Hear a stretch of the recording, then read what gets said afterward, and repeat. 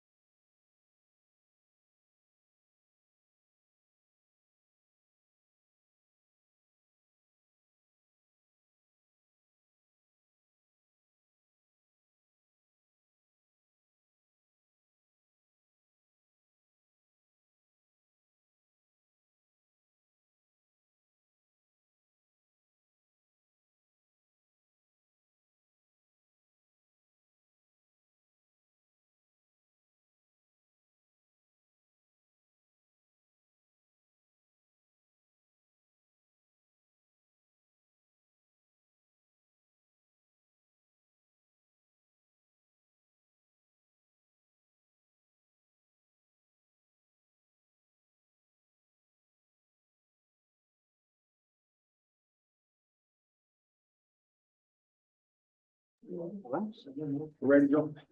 Ready? Yes, sir. Nice. Say the pledge of allegiance. I pledge allegiance to the flag of the United States of America and to the republic for which it stands, one nation under God, indivisible, with liberty and justice for all.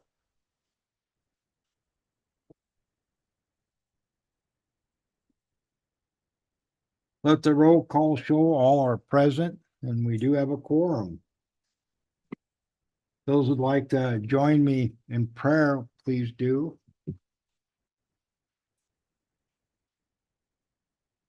Lord, look down upon us here in Shoshoni and bless us with your guidance. We thank you for all that you've given us. Your bounty has been plentiful for us in Shoshoni. We're very fortunate. It's so good to see so many citizens here today. Will you please bless all of them and the rest of the town? In your name, Lord, amen.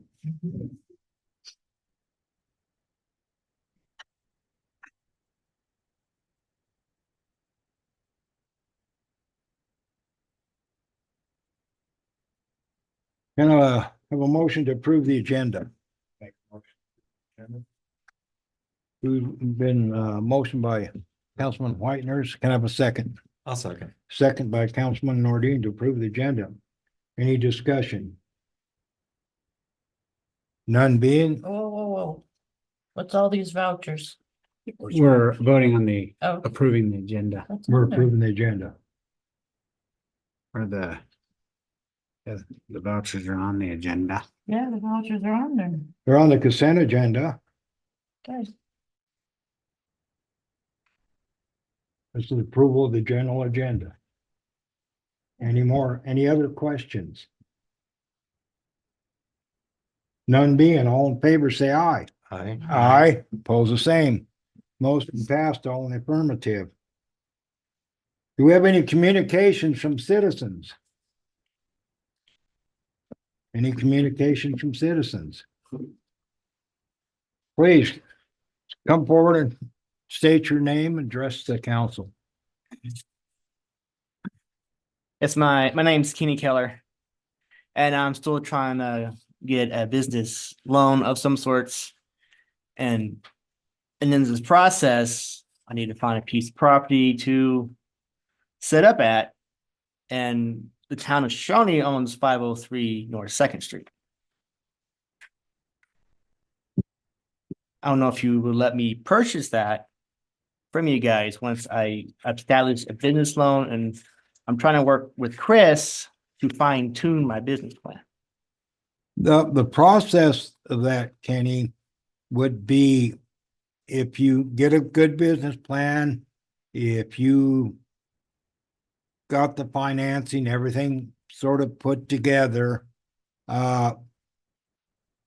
we could sell the property for economic development if your project falls under that category, and we could negotiate city land. 502 West Second. That's the old motel we tore down, the shop's still there. Okay, That's what I was. Yeah, okay. And yeah, correct. And that's a possibility. okay. That's gotta be the zone commercial, ain't it? Yes. Commercial, he's talking about a bar, grill, a restaurant, bar and grill. Sure. Right, I was just, if it wasn't zone commercial, that would be another hurdle to Mhm. look at, was why I was clarifying. A quick question, Casey, I haven't been able to talk to you for a while. Have you made any progress on your funding project? I have not. I keep on hitting brick walls. And the bank, they want collateral, which I have none. They even think We're still about doing the working on loan. the process. Yeah. How can we help you with what we can do? I don't know if you know of any grants or loans or anything like that that would help out? Yeah, just real quick, a lot of the grants, that are attributed to economic development of businesses, they have certain metrics for what they're looking for. So they're wanting more geared towards like higher end jobs, Yeah, not so much entry level jobs. Of course. That's set by the federal government and state of Wyoming. But I'd be happy to, reach out and see if there's anything that might be of assistance of some capacity. I was just curious at how your progress was on securing your initial funding. yeah, I mean, That'd be a big component. a bank would fund me if I had the collateral to give up. What's the collateral? I have none. So the banks won't deal with me. I'll keep working with you and see if you can put you over the finish line to have a viable plan. More than happy to. Now that I'm done with EMT training, so I'm back now, so. I'm more than happy to talk with you and try and work with you if I can. Okay. Have you contacted the Wyoming Business Council about starting an LLC or something of that nature at all? I have my LLC still. It is. Yep, everything's current on that. So you still been finding some positive since you were in the hospital as well? Yes, we have a little, Tracy does a little, catering thing on the side. I was just wondering if Yeah. those used to active and then it's. Yeah, we still use it. Well, I get that we have to follow. Yeah, we still do.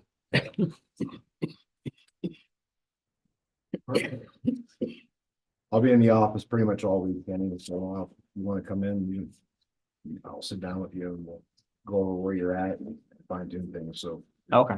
help. Best I can get you going in the right direction.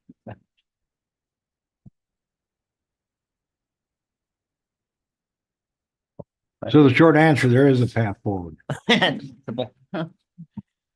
unfortunately, these things take a lot of work and. It does. and It's not something that happens overnight, but I think the council is definitely interested in economic development for the town, and I think having a food, a diner is something that's been on our master plan for 5 years, so, that fits in that category.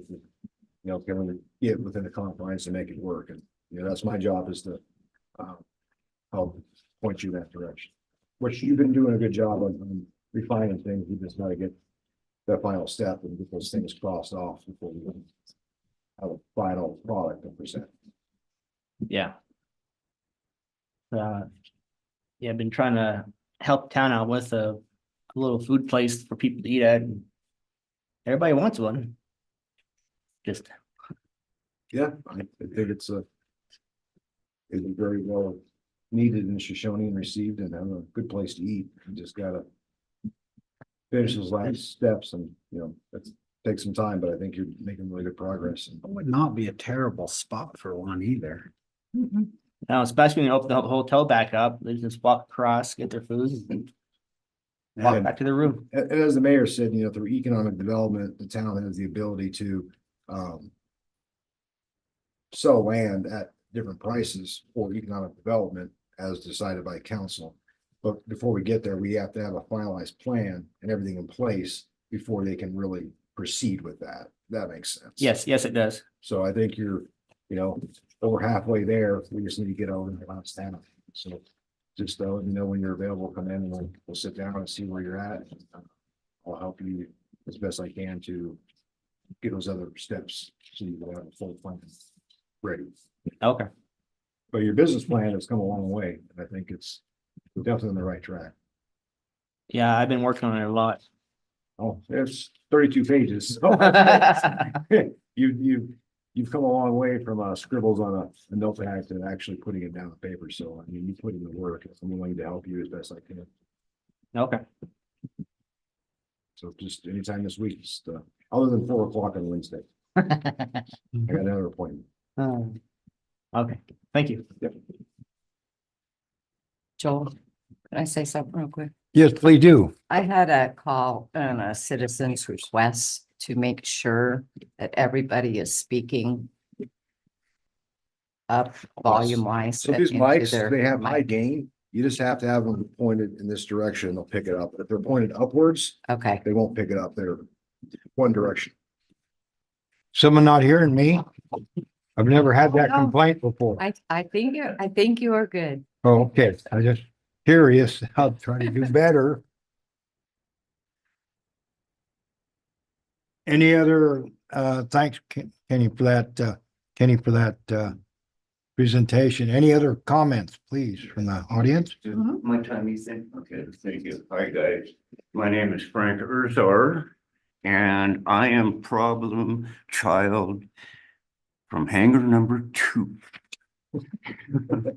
And Joel, hi, it's been a long time. It's been Mhm. 4 years. Good to see you. I just received just this week an email that was put out by the council here, I guess. Saying, go ahead, vacate, get it out of it.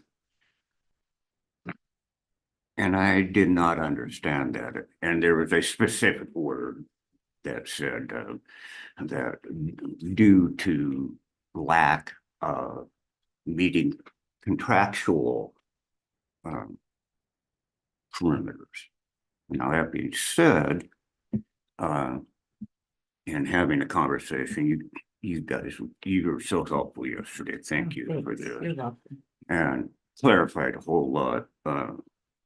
Kim and I probably talked for an hour at least. And she set me a little bit more on focus. But I had no clue of any of this at all. Now, there's one thing I want to, in defense of myself and that hangar, and then let you know what I am doing. And you'll forgive me, I've had some very difficult, I remember the direction there. I've had some very difficult physical issues over the last couple of years, hands down. Get old, they say, it's a lot of fun.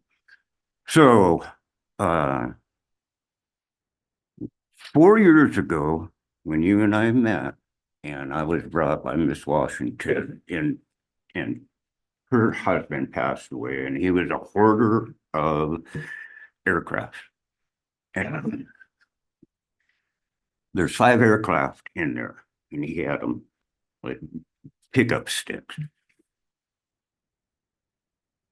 The building was blown apart, literally about 18 feet.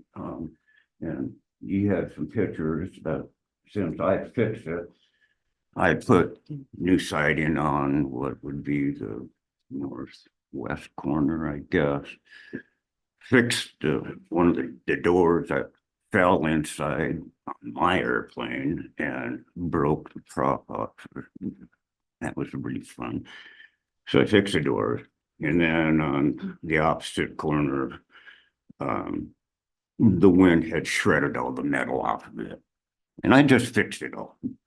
Whether that was the municipal responsibility or not, I don't know. Yeah, but I did it, and I did it on my dime because it needed to be protected, weathered in at the very least. So it did that. And I know there's been a lot of wind and stuff. I didn't get here in time enough to go out there and take a look, but I believe it's intact. The grievance being that it's got all his stuff inside of the aircraft, inside of it. And they're World War II pilot training gliders, such like that. They're on the way to go to a museum and because I don't want anything to do with them. I can't. It's not what I do anyway, as far as a pilot. So I now have a little more our conversation yesterday, I have more understanding. And I guess I'm throwing myself at your mercy here to, I think that I have done due diligently, structurally wise, rough good, perimeter is all good. The structure itself is rock solid. Could use some new doors on it. Could use new doors. Now, for my ease of operations, it's really more than the reason I say that. So without getting into a ramble here, I want to tell the cleanup of the inside of it is as much for me because there's not room in there to move. I couldn't move my airplanes around, just mine, one out of the 5 that are in there. They got to go. And I have no interest in them. Anybody wants some World War II gliders? You can have them. That being said, until I saw this email, which was sent at the first of the year to Janet. Yeah, it was. And it's dated so.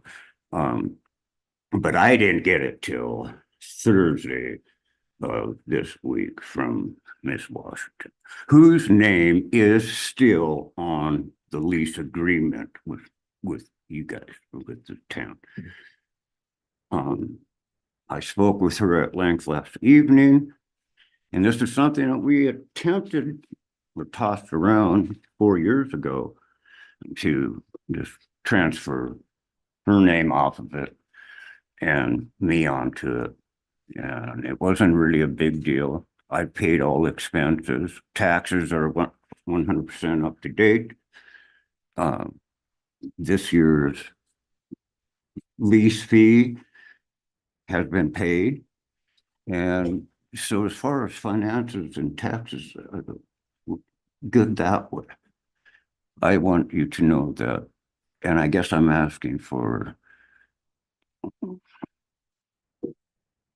if you would work with me a little bit, let me get into the interior and get that stuff out, which probably should have done. We've had such a harsh winter. I don't know. I just hope that you'll allow me time to get those shipped off to a museum, which will open up 40% of the floor space of that hangar. And again, as far as the structural, I got a couple questions for you. I definitely remember our conversation, and the discussion was that you guys were going to work things out over the ownership of the hangar. Because actually, she owns the hangar, the town of Shoshoni does not. We own the land. So the hangar actually was owned by her, and if you went into your name, then you would own it. right? With the town of, is that correct, attorney? Yes. Okay, I'm just make sure, but that's, so actually, it's your property. So you may be asking for guidance from us to exactly what we are expecting from you and what condition that would be suitable for this governing body. Is that correct? You'd like some guidance from us, right? Well, yeah, I'm knee jerking off of the statement it was April 30th. It had to be out of there, all inclusive. And that's what got me. Well, but I believe you had the opportunity to bring it up in better condition. And if you, and the question when I was asking Ms. Washington, is that correct? She indicated she may want to still keep it. and upgrade it. And she was coming back to 10 sleep, I believe. Fantastic. And at that time, we would discuss, options, but I believe where the governing body would like to see them in a little better condition, but the governing body, I believe it falls on us to really give you an outline, put down an outline what's acceptable, just in case you do a whole bunch of work. And so you got a goal, what needs to be done. I know we've had issues with tin flying off of buildings out there, and there've been just a lot of issues, safety issues for one, and sort of sort of an upgrade. Would you like to add any to that, Jordan, or? Well, I can certainly. I have been out there with our maintenance crew and looked over these hangars extensively. And I don't know exactly which one is number 2. But I can tell you that the ones that are remaining outside of one of them are all in a little bit of rough shape. There is plastic siding that is fiberglass sheeting that is covered on them, that is sun rotting and peeling off on the remaining ones that are still there. As it, it's fiberglass, so sun rots and it comes apart. I'm not sure, and please don't feel like I'm directing anything I say towards you. I'm just speaking in general of the 3 that are there, because I don't know which one is yours or which one has your plane. There is 2 that you can look in visually, and there is nothing in them but bicycles and cans and old Coors banquet boxes and things of that nature. So I'm guessing it's the one I can't see in that has the plane, but again, it's been a while since I've been down there and seen them. I think from what I've seen and worked with our maintenance group, the biggest thing I can say, and we have this noted from our last visit, is we did want to put together what was acceptable and what wasn't. But for me, I think, and I can only speak for myself, is we have not discussed this as a whole. But it needs to be in decent standing shape. The other ones, the roof's caving in. And I mentioned the fiberglass sheeting. That's probably not something that should be on an airplane hangar, because where we found the fiberglass sheeting is on the runway. And that runway is used, not only for the other gentleman that has the newer hangar, I'll say, but there is other planes that come in and come out. I get it's not Riverton's airport or Thermopolis's airport, but it is used. And so the idea is we have a lot of expense going out to that airport too, plan for this summer. And with some of that is like in kind, right? I mean, so we just want to see you tighten it up, show a little bit of love to it, as we're trying to do across this whole town. It's not just the airport hangars. So that's where I'm at. If you're making a contingent effort to improve it, I think everybody up here is gonna honor that. I mean, if you really are, Yes. that's where I can speak from. I don't know if you're around tomorrow. I will be, and I could gladly go out there and work with you, or I don't know if Joel's available or anybody else, but I'm sure we all. You're out of here tonight, aren't you? Yeah, I am. Yeah, I'll be on my way to Laramie and then Cheyenne. And I drove up from Casper. Okay. I guess I could grab a room. Is there a room to be had? Not here, there's not. Yeah. Will be soon, but not yet.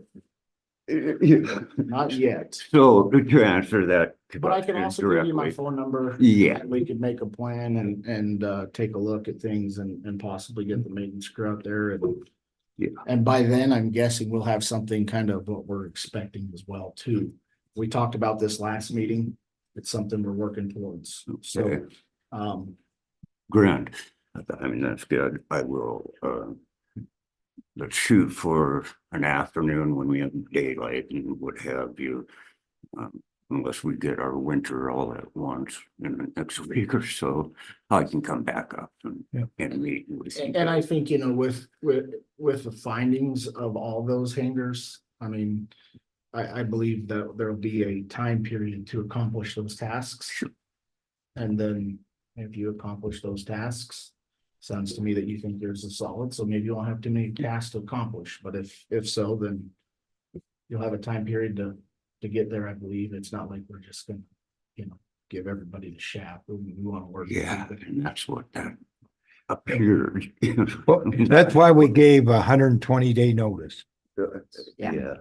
Yeah, and in all fairness, I have to say, I've got a back fusion coming on here. I've had 2 surgeries in the last 18 months. I've got some physical restrictions, I guess I'll say.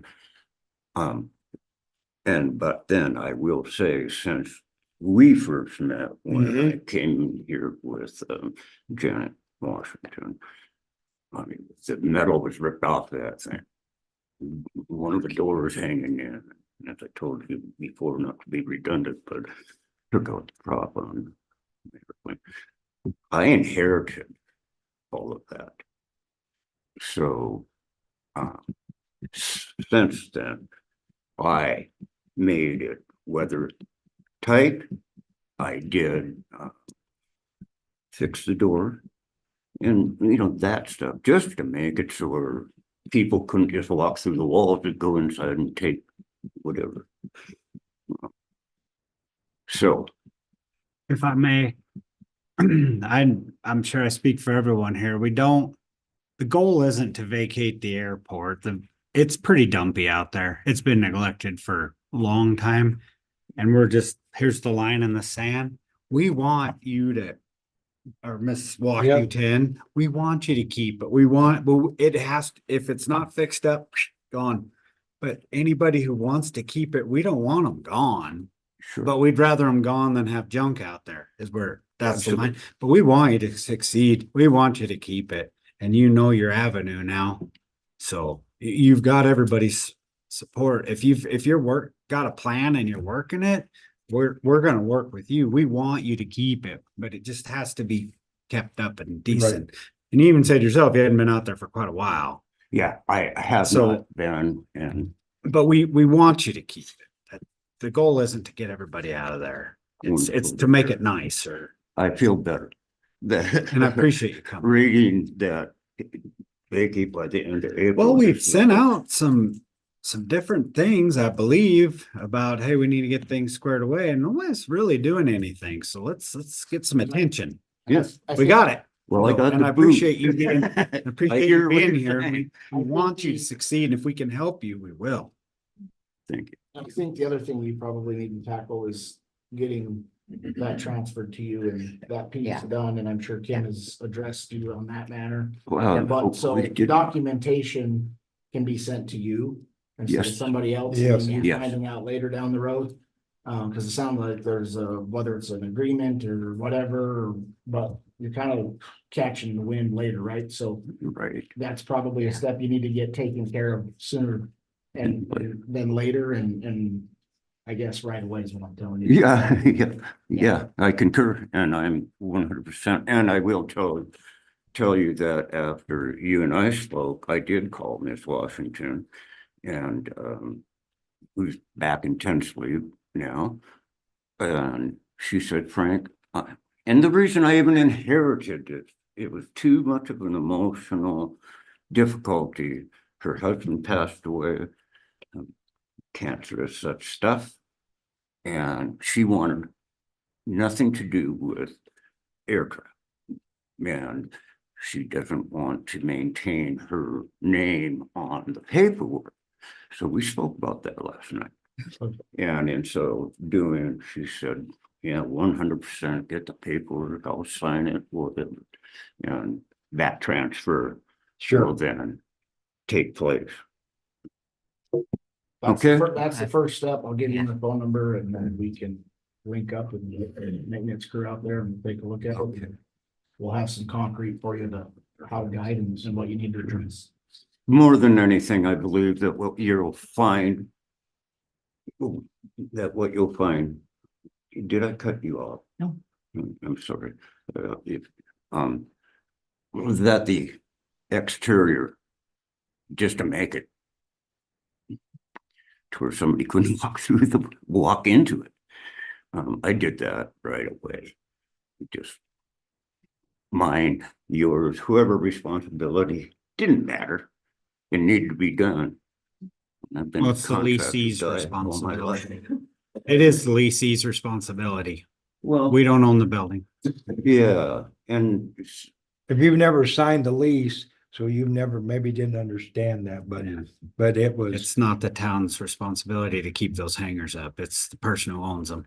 yeah, and this is something that Janet from Washington. Yes.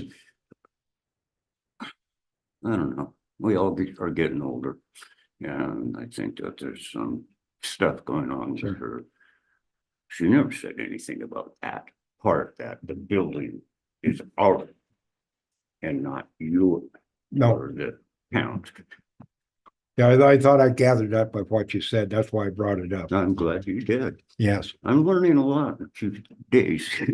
But it was, yeah, but I remember, 4 years ago, you were talking about taking the transferring it over and it never happened. So I didn't know what happened and it was still in her name. So that's who our lease is with. So that's who we deal with. And so then to get that paperwork to transfer is something that we can deal with. Yep. Yep. Kim's the lady you need to talk to. Okay, all right. Between you, Kim and Janet, I'm sure you can figure it all out. Yeah. Excellent. All right, But that really is all I drew. sure appreciate you coming here. That shows you, and they explained to us that you have the desire to keep the hangar. And And desire to clean it up. clean it up. That's all good things. Yeah. All right, thank you. And I will say, there are some things that need some fixing. Yep. Thank you. I will be talking with you and I'll be talking with you. Okay. Okay, And thank you. and like I drove here from Casper and on the way out. I don't know what happened, something going on with my transmission. I'm not gonna sit around and be with my nose and do business. As much as I would like to, but I think I'm gonna hit the road. We're more safe. Drive safe. Drive safe. Thanks, and I appreciate what you're Mhm. Good seeing you again, young man. We're still around. 4 more years, both of us. Yes. Drive safe. You guys, thank you. You bet. It's nice meeting you.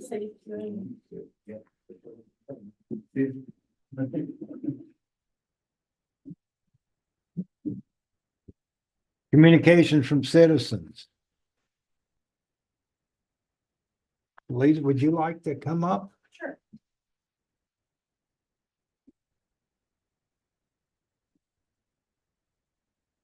Hello, I am Lisa Mallon. I am representing the committee for funding key services, which was put together by FCAG late last fall. And so I was late in getting documents to you, but I did bring some reading material in case you guys get bored.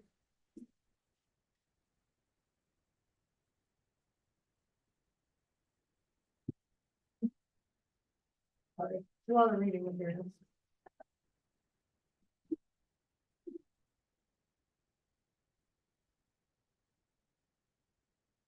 Thank you. We can share. I'm just shocked that an engineer was late on getting paperwork.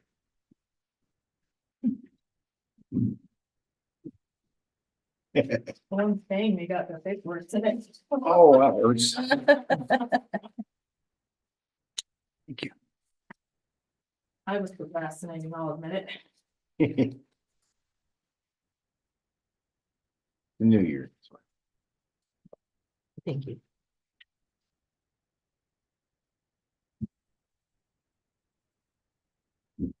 All right, 10 years later.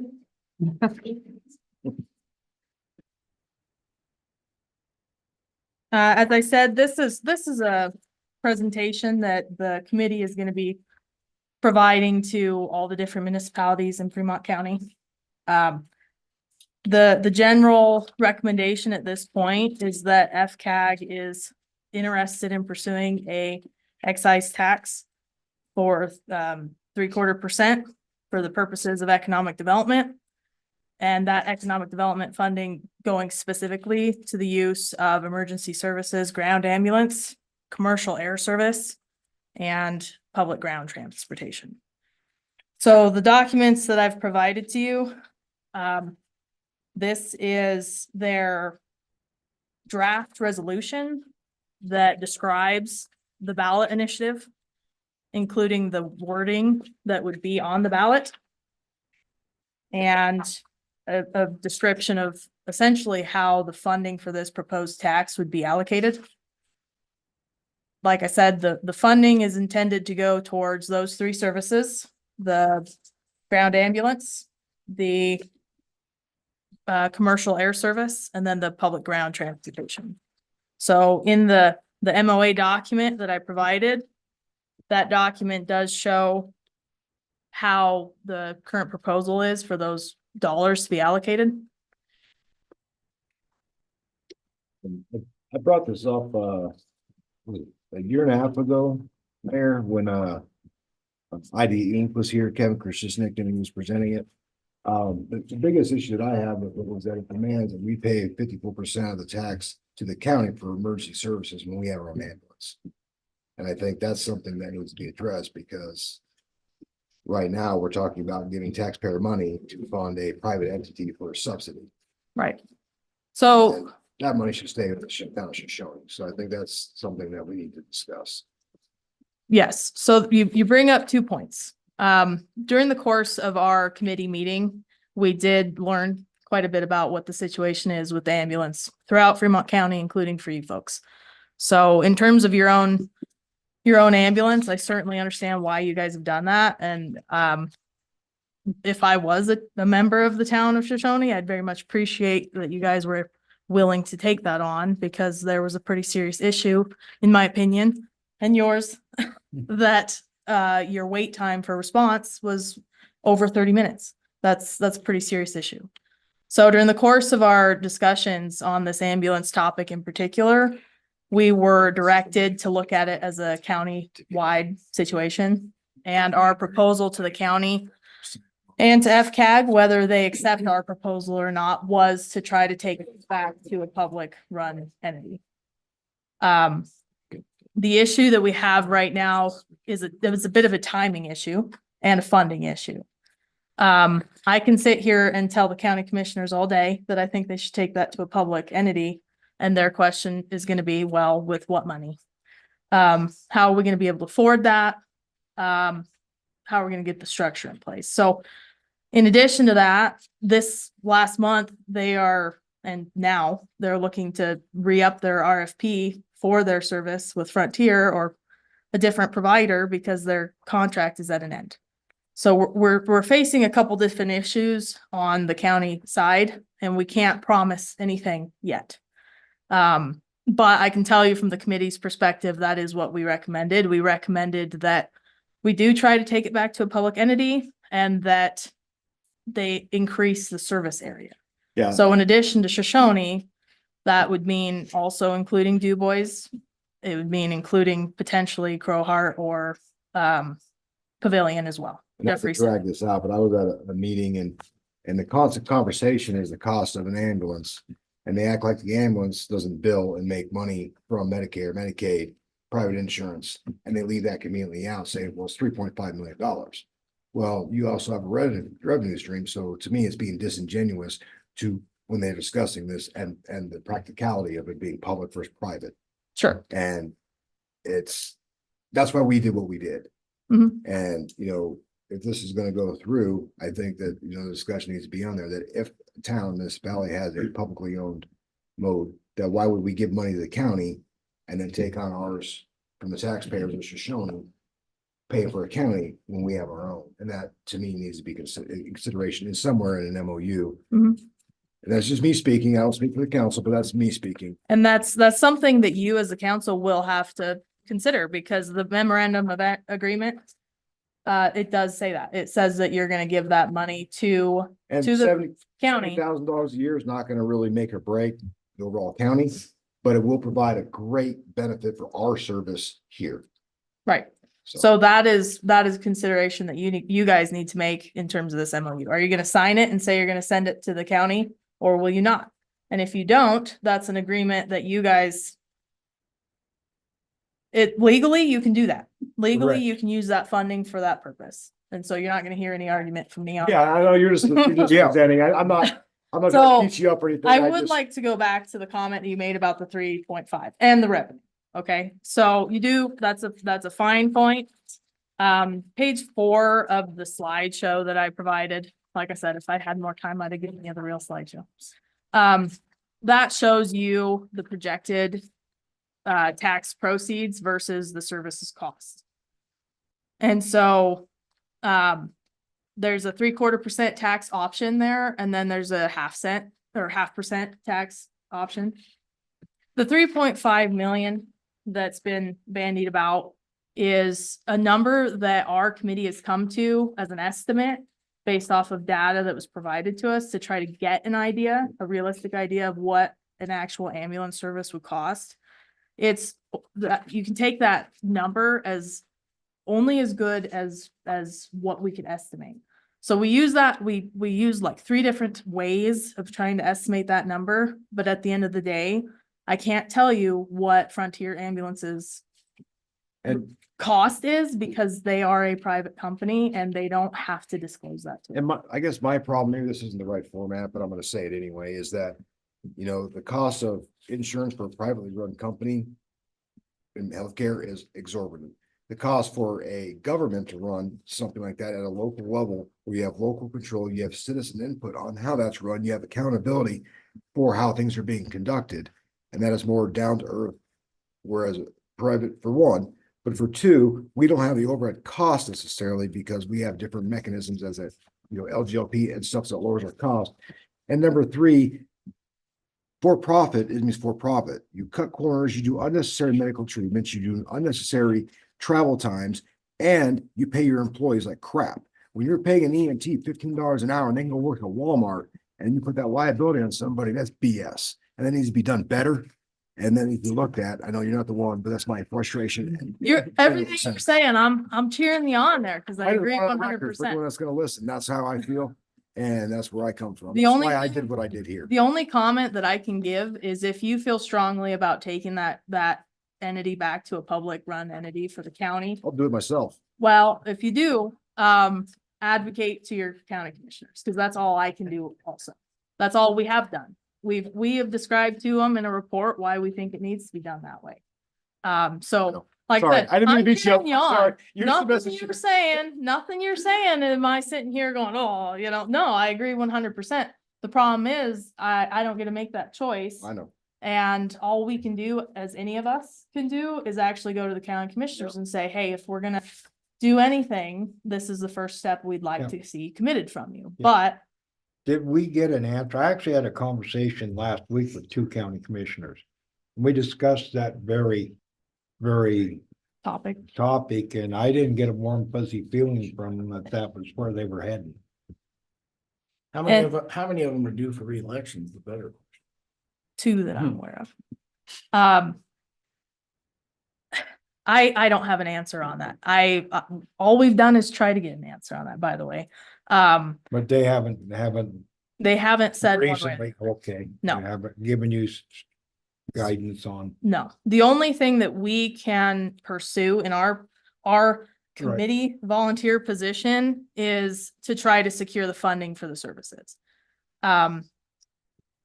There's concern on even potentially losing additional ambulances like Du Bois from that Frontier system with the funding that the county has available to them. So the interest that our committee has is to not see that happen and to see the program actually improve as opposed to degrade. And that's a hard position, I think, even for the county to be in, far be it from me to try to defend them, but it's a hard position that they're in without a set actual funding source to be able to commit to building that system as opposed to cutting it back. So it's a difficult situation that anybody's in. The points that you raise, I agree with all of them, including the fact that you have to consider as a council if you're gonna sign that MOA at all. But the first step in general is going to be passing a resolution to allow that measure on the ballot in the first place. So at this stage, we're providing the municipalities and the county this ballot language so that you can consider it. Consider whether you would approve allowing it on the ballot. The ballot would be, the county commissioners would have to allow it. And 2/3 majority of the municipalities will have to pass a resolution that supports putting the measure on the ballot at all. Why is that? Is it need to be on the primary by statute? No, Cause the 1/2 cent sales tax was on the primary, passed, went on the general, failed miserably. And I didn't know if this was like a move, cause you're like, well, most people don't vote. And yes, so would the it's sneak a one on strategic in? thing. Or It is if a it was strategic required by, thing. yeah. No, it's not required by statute. They could put it on the general. And on that airport deal that they keep pushing, do you happen to know what money is sitting there for the airport that hasn't been used? Cause I read an article where they had record-breaking years and all that of passengers flying, so certainly they wouldn't need as much subsidy. And then I've heard different things about they got like 2 million or whatever sitting there. Do you have any of those facts by chance? So, what they have currently in reserves, I don't have I don't have the dollar amount. I think it is fairly accurate to say that they had a reserve account available to them when the 1/2 cent failed last time. That's why it hasn't closed yet. When it comes to the record year that they've had, the way that I understand this airport to work, they are not going to make revenue off of their ticket sales. They have to make sure that they provide a match to the state funding that's provided to keep that air service running.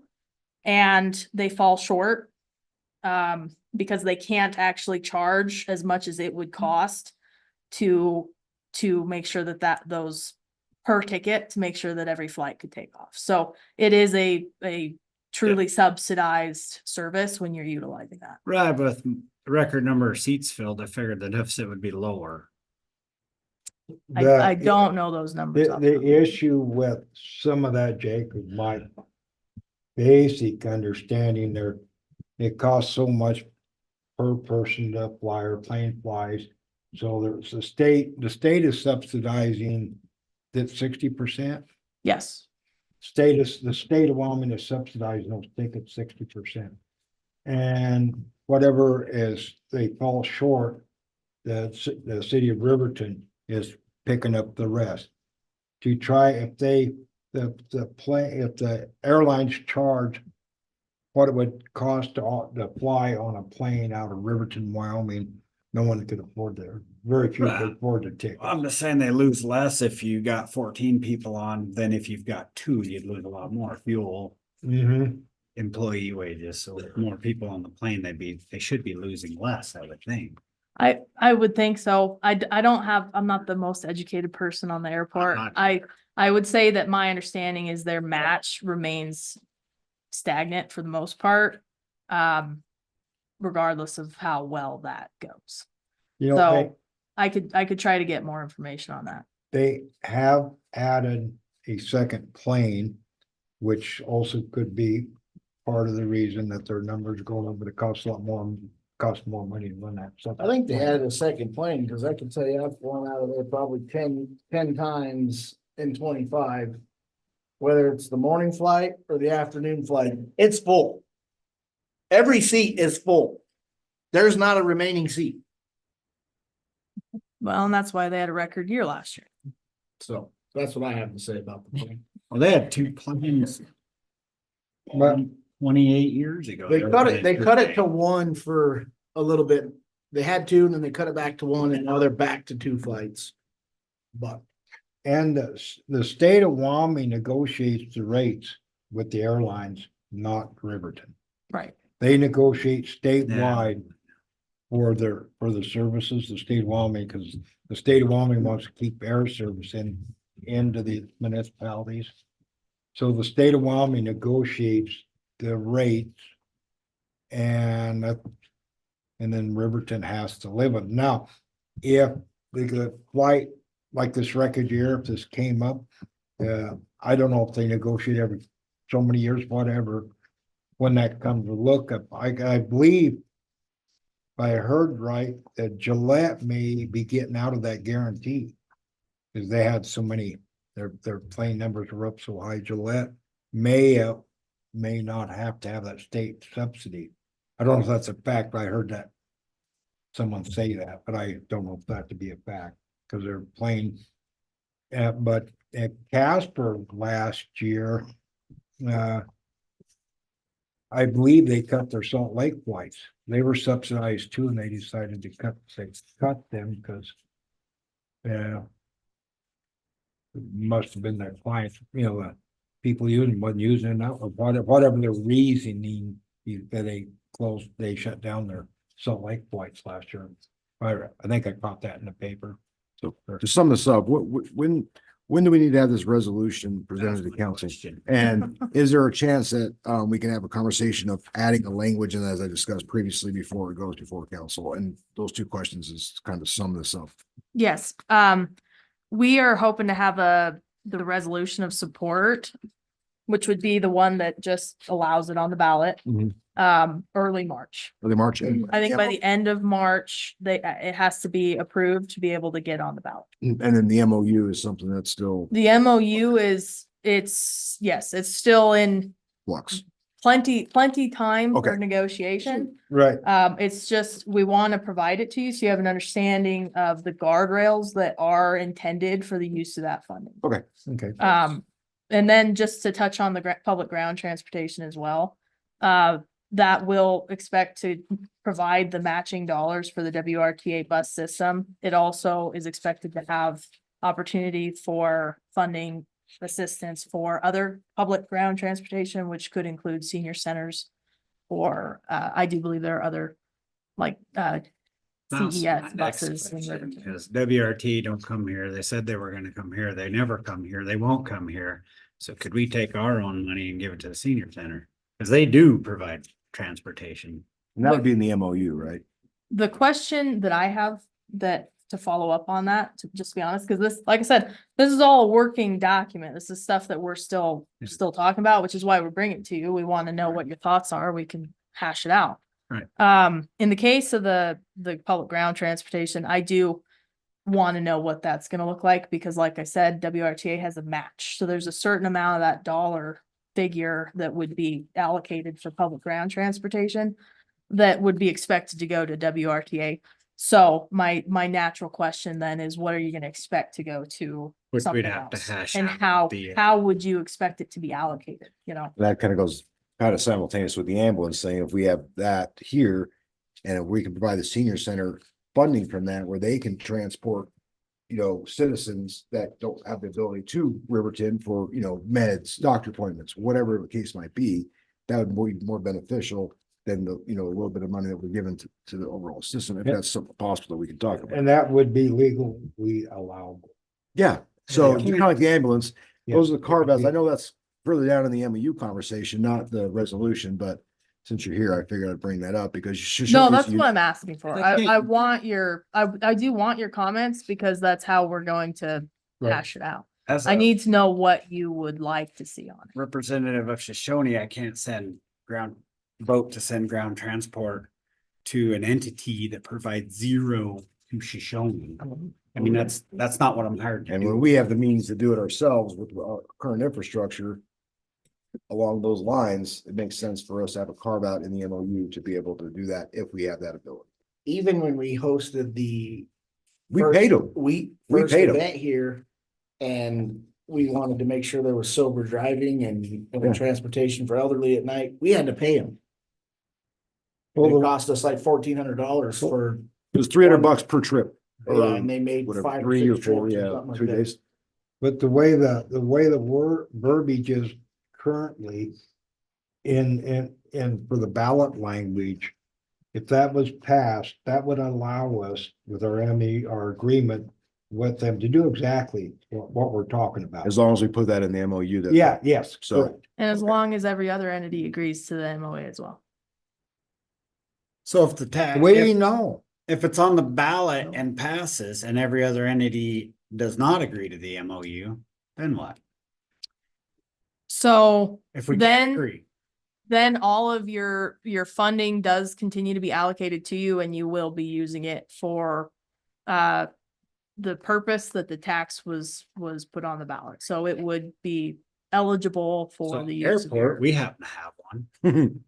commercial air service. Is that what it says? I did. Well, Yes, that's what commercial. it said he was gonna fly 5 individuals out here a year. Hey, we've seen Okay. commercial. Commercial air service. Not, We've not, got commercial crop. Okay. Crop dust. Crop dust. No, Yeah, seriously. not to keep you here all night, but I think Yeah. the sentiment here is that Shoshoni has been a isolated island in Fremont County that we have to make do on our own. And giving money to another entity that doesn't benefit Shoshoni in any way and expecting us to continue doing it on our own is. Yeah. Yeah. So the So rest of the county. that's where I think is not, the overall not sentiment our- is it's that not- we're willing to do these things, but we we need to. don't want to be prosper left from it, out. too. We want to make sure that our citizens are taken care of and that our citizens are accounted for in this. As We I would want our- expect we you want to. our fair share. Yeah, I think before we'd even agree with that, we'd have to talk with the senior center if that would be a, Senior center's here. I know. Possibility to expand the transportation. Well, and that's our problem right now, because I know Ricky has reached out to WRT. Please come up, identify yourself and speak, young lady. Well, we wouldn't ask for you to commit to anything. just No, we're no, just no, doing and rag that's chewing. where, and I don't know if town council knows where the senior city, we're sitting right now with Oh, it's- it's right- transportation.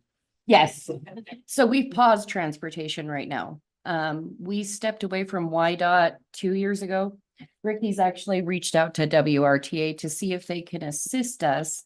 Cause right now it's coming out of every ride, when you account for insurance, registration, cost of fuel, Tire. coming up to $150 a ride. And that's coming out of our service district right now. And it's not fair because we've always before offered rides throughout Fremont County. If someone in Riverton needed a ride to Casper, we've done that. But we had to cut back and we've told all of our partners in Riverton, Lander, other places, we can no longer do that. It's not fair. It's coming out of service district money, which is property taxes here. So it's not fair to be giving someone from Riverton a ride. But it's been really, really tough on the senior center to pause that transportation. Yeah. But we can't afford it. so you're saying this would be very beneficial if we were able to do that for you. Yes, and that's where we did reach out, because we do, if I don't know how many are aware, we have a brand new bus down there. And we can't utilize it right now. We have the van and we do have 3 or 4 seniors that do use the transportation services. Yeah. And it's been tough, like we're doing it personally out of our, Trying to see your heart. yes, anybody can testify here how much I'm running right now to get people places and groceries, and I've got a little grocery list going for everybody. We would love, because the senior center can't afford that. We can't. $150 a ride is what it's, Yeah, it adds up. yeah. And so that's where I know, and I know Ricky's going to the meeting on the 17th. I can't be there that night. I have another meeting, but Could you we guys- did, yeah. could you Just to let guys- you, Is there a possibility? I don't know if it matters, but I mean, I think it does.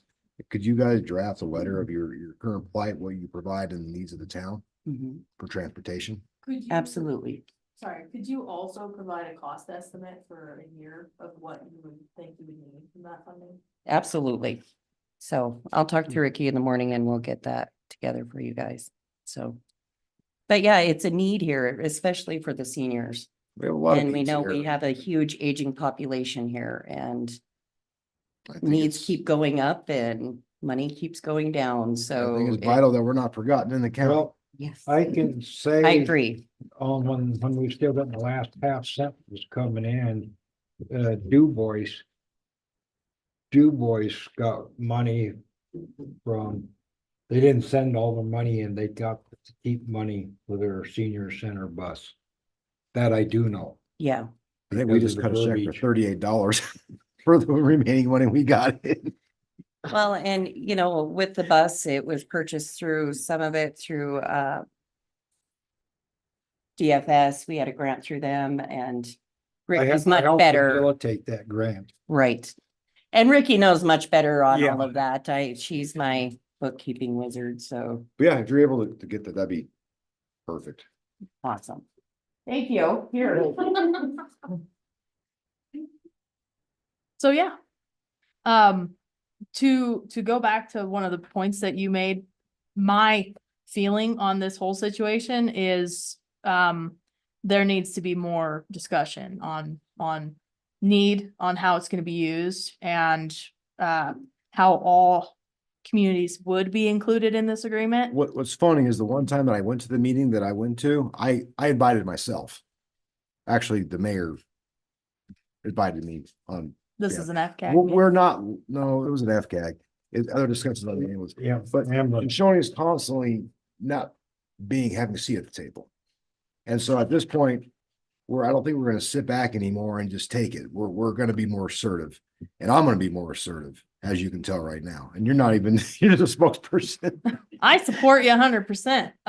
So I'm to say I'm so- pissed off would be an understatement because Yeah. of how things have gone and what we've had to do to get to this point without any help, any assistance. And it's been what, 2.5 years to get this ambulance going. Yeah, It's been a process and we're here now. We did it on our own without any help because it wasn't offered. Right. So like I said, I understand as much as I can from being completely separated from this issue. I would not act in any other way than what you guys did, so I'm certainly not advocating for one way or the other. I do expect that there's going to be meetings involving all commission and inviting FCAG, but also city council members as well. That would be the time that I think you do need to attend that meeting and you need to ensure that your voice is heard. The only thing that I will say from our committee standpoint is that's how we've approached this whole thing. There was no person on our committee that was advocating Shoshone can handle it. They're doing fine. Same with Du Bois. None of us were looking at this as an option of having separate service for different communities. And I can tell you from my own standpoint, which is only as a voter, right? I wouldn't vote for it if we aren't going to have an agreement on how everyone's going to be handling this. if it's not Similarly, gonna and get together. better, if they're not gonna improve the service. Right. Why the heck would we wanna?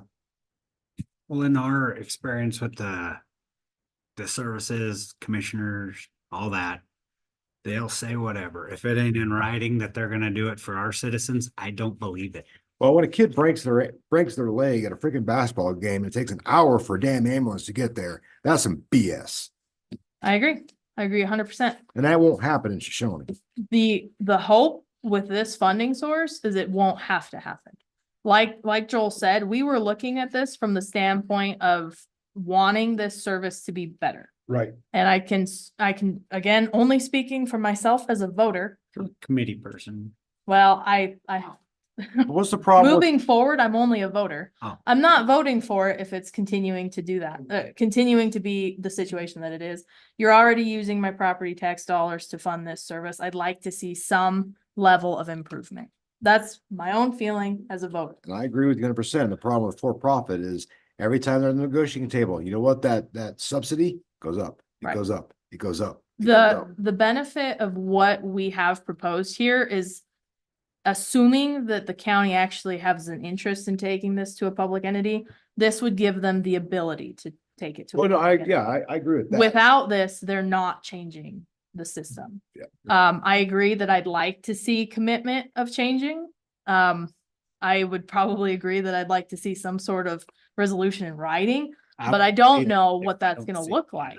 I think that these are topics that have to be brought up to your county commissioners, same as all members of the public as well. If that's something that you would vote for, because if they were going to commit to improving the service, then you need to communicate to them that that's what you want Right. to see.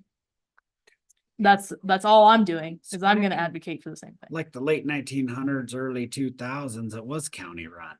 2014, it was transitioned to private. Well, as far as some of the estimates on costs, wouldn't that be a great place to get?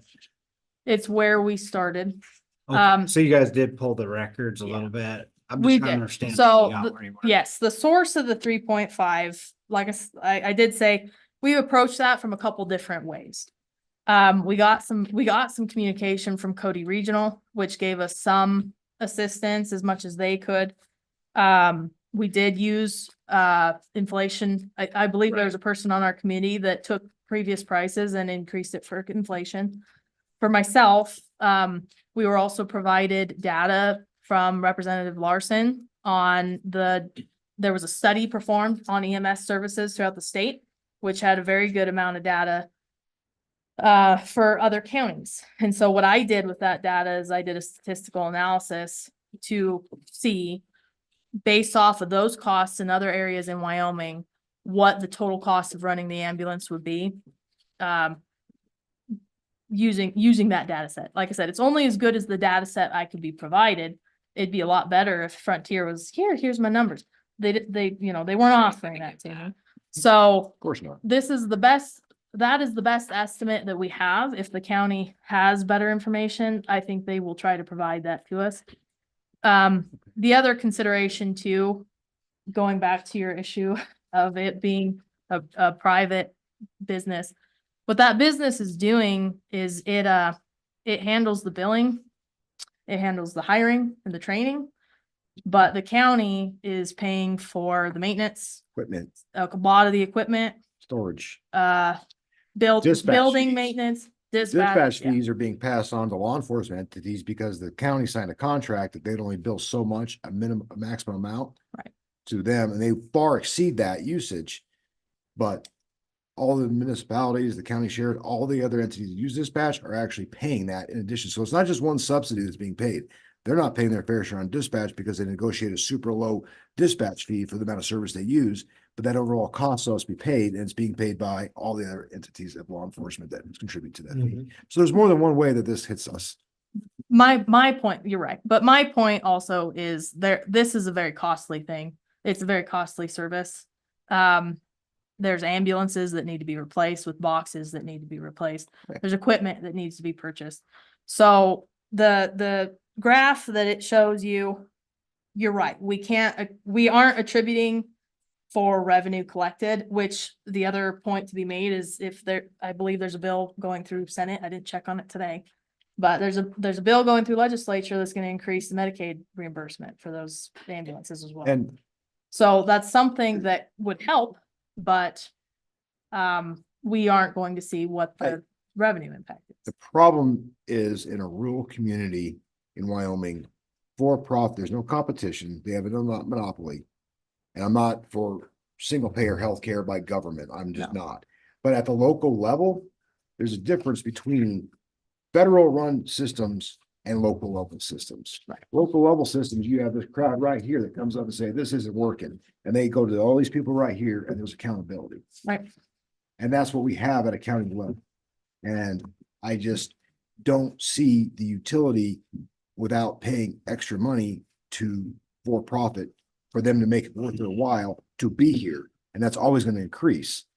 And when you look at EMTs and county run systems, whether it be Laramie, City of Laramie runs the county, their wages, $30 an hour, $35 an hour. You go to Gillette, Campbell County, same thing. Anyone that's county run is livable, good, decent wages. You go to these for-profit ones and they're not. Mhm. And I'm not trying to beat this. I know I'll stop talking. I'm sorry. My name's Janelle Kuszewski, and basically we do live in a rural area, but we also live in our little town with, like Jeannie said, a lot of people that are older and are on fixed incomes. And that needs to be taken into account. Yep. And for profit, they set their billing. And you got the balance plus billing, so if your insurance doesn't pay for it, you still get charged the extra amount. Yep. There's lots of other issues, but sorry. The only thing I'll say is do what I'm doing and advocate to your county commissioner to try. The to biggest change thing is I agree that the having a sales tax to fund the ambulance service, whatever that looks like, I guess is the basis here is a good thing. It's needed as a funding mechanism because we don't have one currently. And it's needed to have that, whatever that looks like in the end. I know we're just splitting hairs over the house, but in the end, I think that I get, having a way to fund the ambulance is vitally important to be able to have that. Yeah, the other benefit to a sales tax as opposed to continuing the property tax is it is being It's contributed fair. to by more. All the visitors that come through here are paying their share. Yeah, using your ambulance too. recreators, It's a very people fair who aren't tax. paying property. So taxes. I wasn't trying to say I'm against the tax. I was talking more about the MOU. So that's why I said, I'm sorry to beat you up. So, but Like I said, you're preaching I've been saying a lot of the same things. So it's, all we can do is try to advocate for that change with the commissioners. This tax gives them at least the flexibility to do that.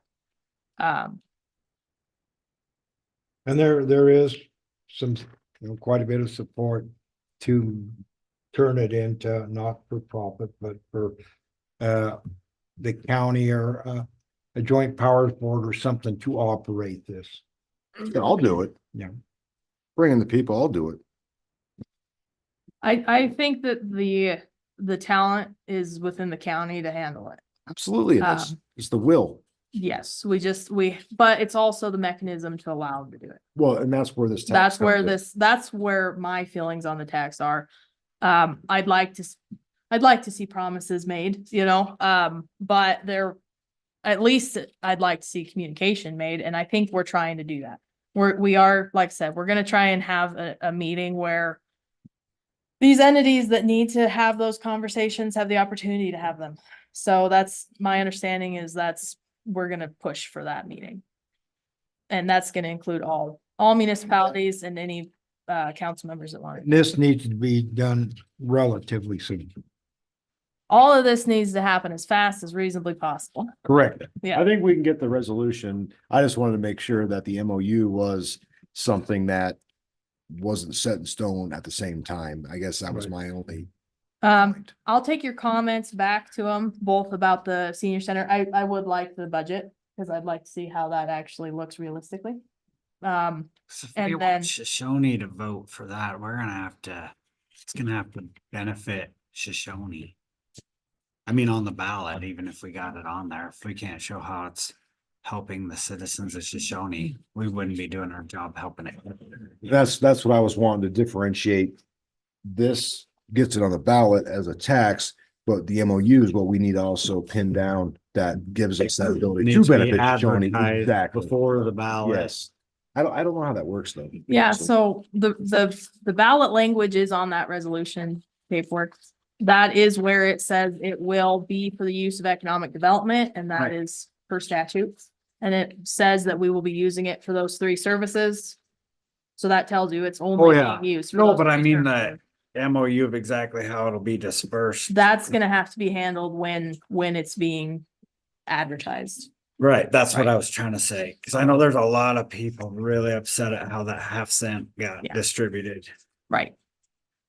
And So, if it isn't very well spelled out exactly how that money will be spent, it's gonna fail. and that's what I'm trying to show you in that resolution. That ballot language is not, we're not proposing to put like percentages or anything in that ballot language. We are keeping it to those three services. So it's just vague. We are, When it's ground, how that is. we're gonna have to be communicating ahead of time, not me, but the people that are gonna be communicating on this ballot will have to be communicating what that MOA looks like, which is why we need to have an understanding of what you need that MOA to look like and make sure everyone's in agreement. And quick question, can the MOA be posted at the polls? I don't know. I will ask. I don't know. I the mean, answer to that. because if that's not really hammered out, it's gonna be on the ballot. If you had the MOA posted right there at the polling place, you walk up, read exactly what it means for me here, I mean, or wherever you're It at. shows you the guardrails that we're trying to establish. I don't know, I just a thought that would be it would be a lot better if the exact MOA was posted at the balloting station. I don't know if that's legal. I'll ask. Put away. Well, it's not, but it's not campaigning, it's explanation of a tax. I don't know. That'd The be a other- legal question. I don't. The other thing to consider about the MOA is that it's being proposed that be negotiated on an annual basis. So the FCAG members would have the opportunity to go back on an annual basis to evaluate that MOA and propose changes as necessary. So And if we back out of the MOA, we just get all the funds. you'd They can be, only be spent exactly as they Right. were set on the ballot. yep, you'd be back to having that fund only for the use of those three services. And Lisa, before you take everything that I've said and the veracity in which I said it, know that I don't speak for the council. I speak for me as chief of police. So if you want to ask the council members if they agree, that's fine, but I don't speak for the council. I just speak for myself. Well, I don't need action taken tonight.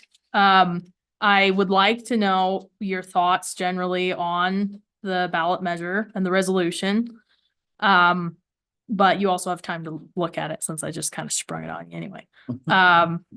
So if you can take the time to look at the ballot language, the resolution language, and then consider if you can support it as a motion before, like I said, early March would be preferable.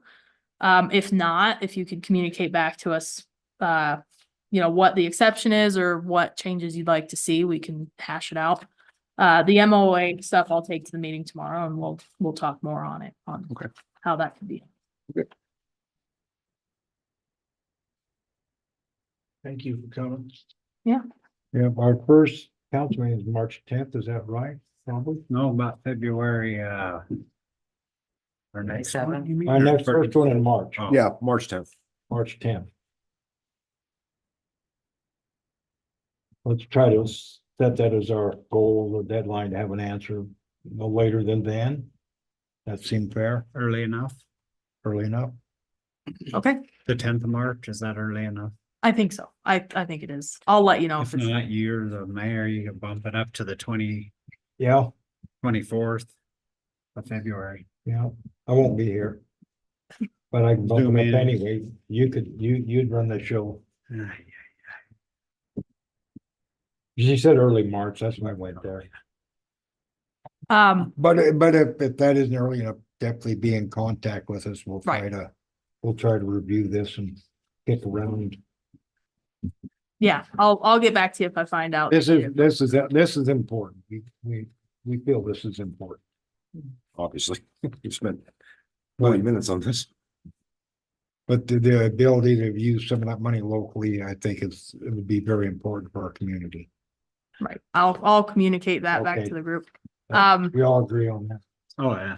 Just so you're aware, we are meeting Wednesdays. This committee meets Wednesdays at noon, which is also available virtually. So if you do have questions, you can get access to that meeting. Otherwise, I think Chris and Joel both have my contact information, so you can shoot me an email or call me or something and let me know if you have questions, comments, concerns. Very good. All right, thank you. All right. Thanks, Lisa. Appreciate all the work you've done on this. You've worked very hard as a volunteer.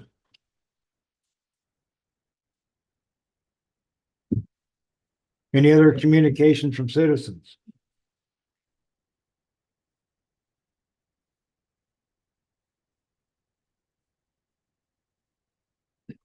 No other communication from citizens. I don't think we have anybody online trying to get in.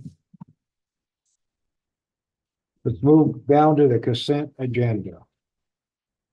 Can I have a motion to approve the minutes of January 27th, 2026? Move we approve the minutes of January 27th, 2026. Been moved by Councilman Stetler, second by Councilman Hartke, approve the minutes of January 27th, 2026. Any further discussion? None being, all in favor, say aye. Aye. Aye. Those opposed? Motion passed, all in the affirmative. Approval of bills, January 2027 through, bills from January 27th, 2026 to February 10th, 2026. A motion to approve the bills. Move we approve the bills from January 27th, Approved by 2026. Councilman February Stetler. 10th. Can I have a second? Second. Second by Councilman Whitener. Any other discussion? Yeah.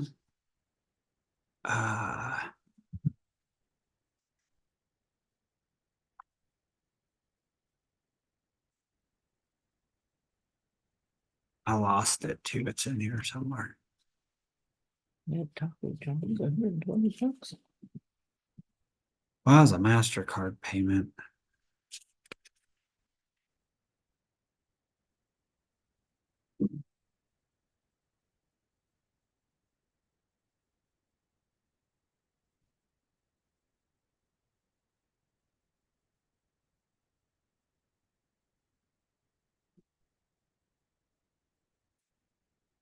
That check number 24-261, I'm assuming there's a lot more on it than what's listed. Which? Jim, do you have that? Well, it says What'd he say? check number 24-261, all it says is hand sanitation wipes, $885. Remember, that's only one line item. Yeah, I was just, that's why I was Yeah, it doesn't. that's what I was asking, what if there was, what else was on that. Which one are you on? Platinum chemicals. Oh, that was for 24-261, check to yeah, there was, platinum chemical. I want to say six of them in total for that amount. It wasn't just one thing of sanitation. Where'd Bart left. I don't blame So there was like 6 units. And what were they? It's some kind of sanitation wipes.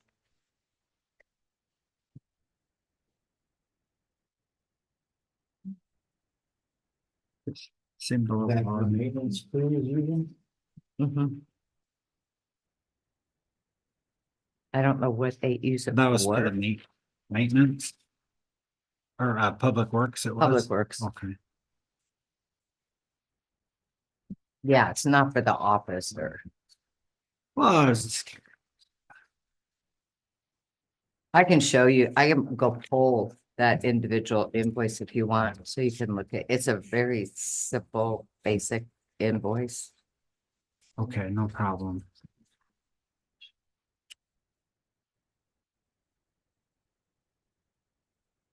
But I know it hasn't gone up in price because it's same as the last time we ordered it.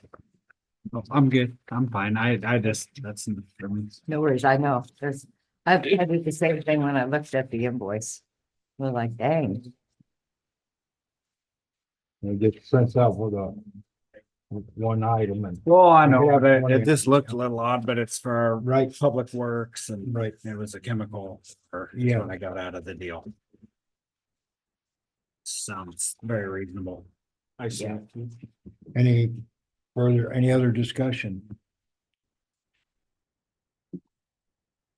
None being, all in favor, say aye. Aye, those opposed. Motion passed on the affirmative. C, travel voucher. Mayor Highsmith. Lander, Wyoming Business Council, January 27th, 2026. Anybody have any questions on that one?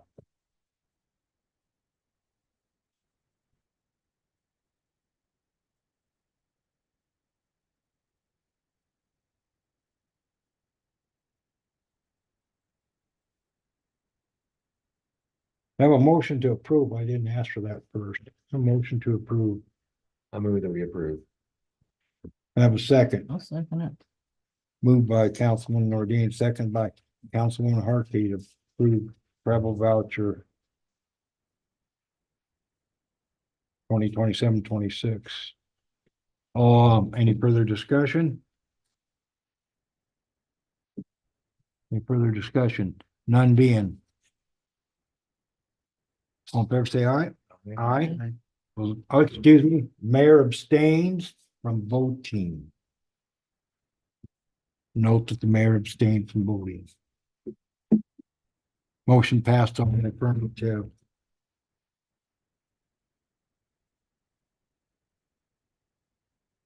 You want to do these one at a time or do the final three? I think they need to be approved one at a time. Okay, move forward. D, travel voucher.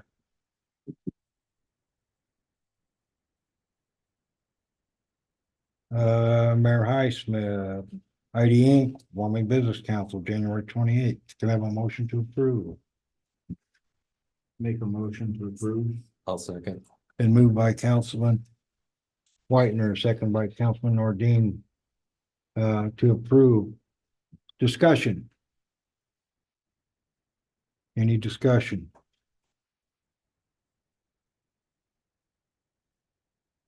None being, all in favor say aye, and Mayor Highsmith abstains from voting.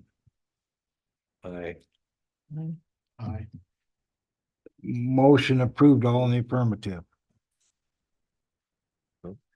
Good. E, travel voucher, I need signatures. Mayor Highsmith, Thermopolis, I just need a signature. Representative Hageman, Mayor Esteen of Thermopolis, January 29th, 2026. Have a motion to approve. I move that we approve. Councilman Nordine moves to approve, and I have a second. I'll second it. Second by Councilman Harkey. Discussion, any discussion? Any discussion? None being, all in favor say aye. Mayor Highsmith abstains from voting. Aye. Aye. Aye. Those opposed? Motion approved, all in the affirmative. F, travel voucher. Mayor Highsmith. Lander, Governor Gordon. February 3rd, 2026. Can I have a motion to approve? Move that we approve. Been moved by Councilman Nordine. Can I have a second? I'll second it. Second by Councilman Harkey. Discussion. Any discussion?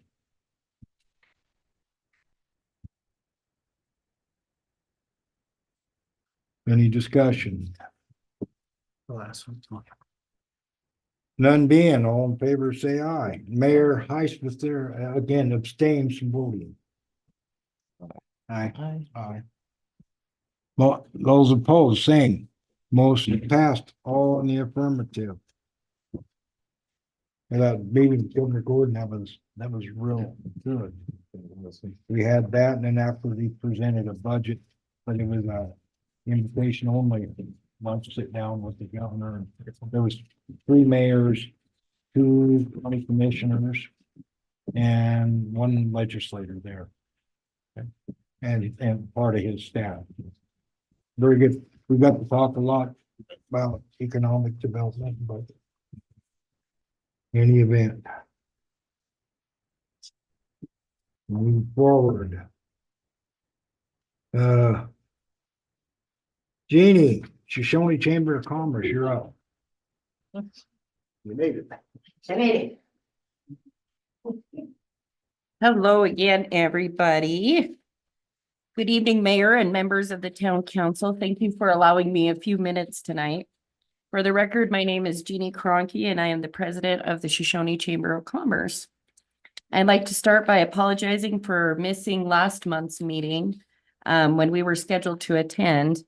We have been very busy getting the chamber reorganized, structured, and moving forward, and we appreciate your patience as we got our footing underneath us. I'm excited to share that we have officially appointed a full and active board and are currently 7 members strong. Our board includes myself as president, Freddie Ellis as vice president, Amber Wintermote as treasurer, Valerie Bates as secretary, and our board members at large are Kat Mans, Amber Shelton, and Jay Merritt, which I think most of them are here tonight. We are incredibly proud of this group, and the energy and ideas they are bringing to the chamber are very exciting. Looking ahead, one of our biggest upcoming projects is launching a quarterly chamber newsletter. This newsletter will focus on what's happening in Shoshoni and Fremont County, highlight local businesses and organizations, and include a special section dedicated to local history, the stories that make Shoshoni the incredible place that it is. We're hoping to release our first issue by the end of this month or the beginning of March. The newsletter will also include a new membership application, and we're excited to work on growing chamber membership. We also have a new chamber logo and plan to begin selling merchandise featuring that logo as a fundraiser for the chamber. In fact, Pat can show you. Yes, she's our model tonight. I feel like it's tasteful and includes everything it needs to, it says what it needs. A lot more modern, Huh? a lot more modern, updated. Well, Judy did it, so. Yes, job. we wanted to, we loved the old one, and that's where a lot of it is. You know, one of our board members said recently, we have to revisit the past to move to the future, and that's true. But we're trying to move into the future here. A lot of, we have had, most of the chamber is down at the senior center now. I know that there's a couple boxes maybe here and there, but most of it's at the senior center, which makes sense. The senior center is the official visitor center. So, yes. So can I ask a question? So I can't really see it very well. What all things did it include that it should have included? That's what you said. That's not a brain. Tractor, locomotive. I can see it Back now. up, go to the side, whatever. No, that's good. I got Hop on one foot. Yeah. I'll try. Oh, need that ambulance. And it really has been a group effort. Amber has made the t-shirts, each of the chamber members has one, and we also have some down at the senior center that we're deciding on a price on and what to do that way. But yeah, I'm so proud of these guys for stepping up and wanting to help out. And I don't know how many of you know, but when I went to the meeting in December with the old chamber, it was actually on the agenda to dissolve the chamber. It was the dissolution of the chamber, and that made me so sad. So yes, again, we'll wear another hat and try. Join the club. Yes, exactly. Yeah, Right sure. now, one exciting project currently underway is David Manchester. A lot of history has ended up down at the senior center. We have a lot of it. It goes back to that. Our seniors have had so much fun because they can find their grandparents. Most of it goes back to the founding of the town. A lot of it's the 1920s. We found an envelope full of pictures when the old school that was just torn down was the new school, and they were building it in 1933. One of the books that Tammy has brought to the senior center, the first page I opened was a story by Lois Herbst. And if any of you are down at the senior, everybody knows Lois, and she is precious to us. And I was so happy to show her that the other day. You are the first story in here, and it was written by her. So David has very, very lovingly agreed to help us restore that.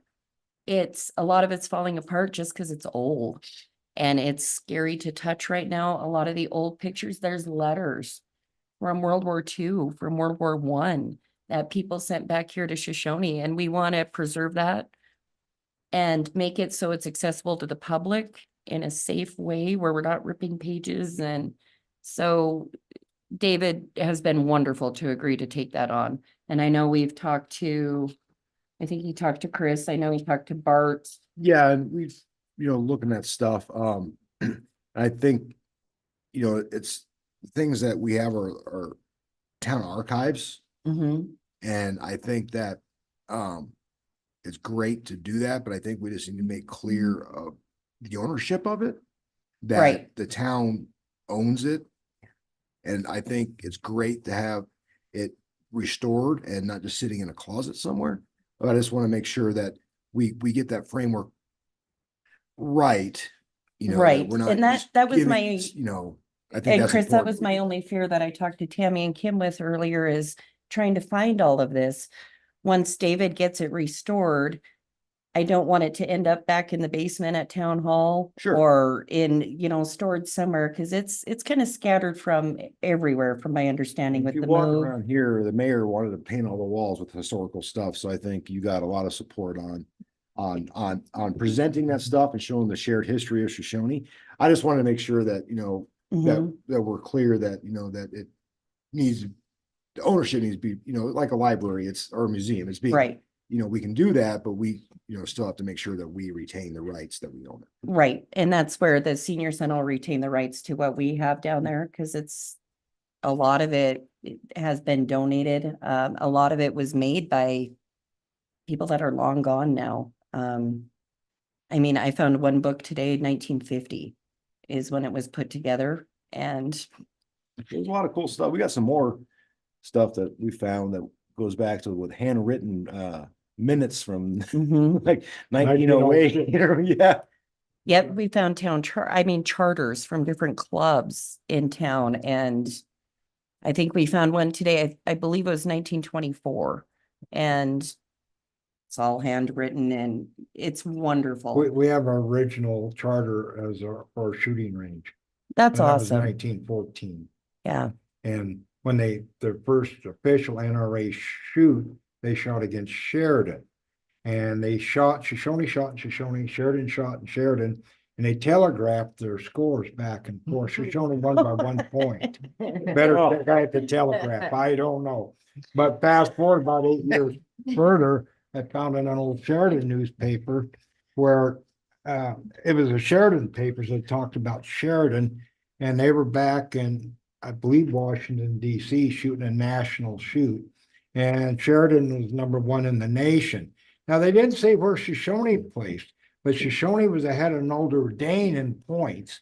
Notre Dame was 10th in wow, the isn't nation. Shoshoni was in the top 10 in the nation. that amazing? That's, I mean, but that was out of a Sheridan newspaper. yeah.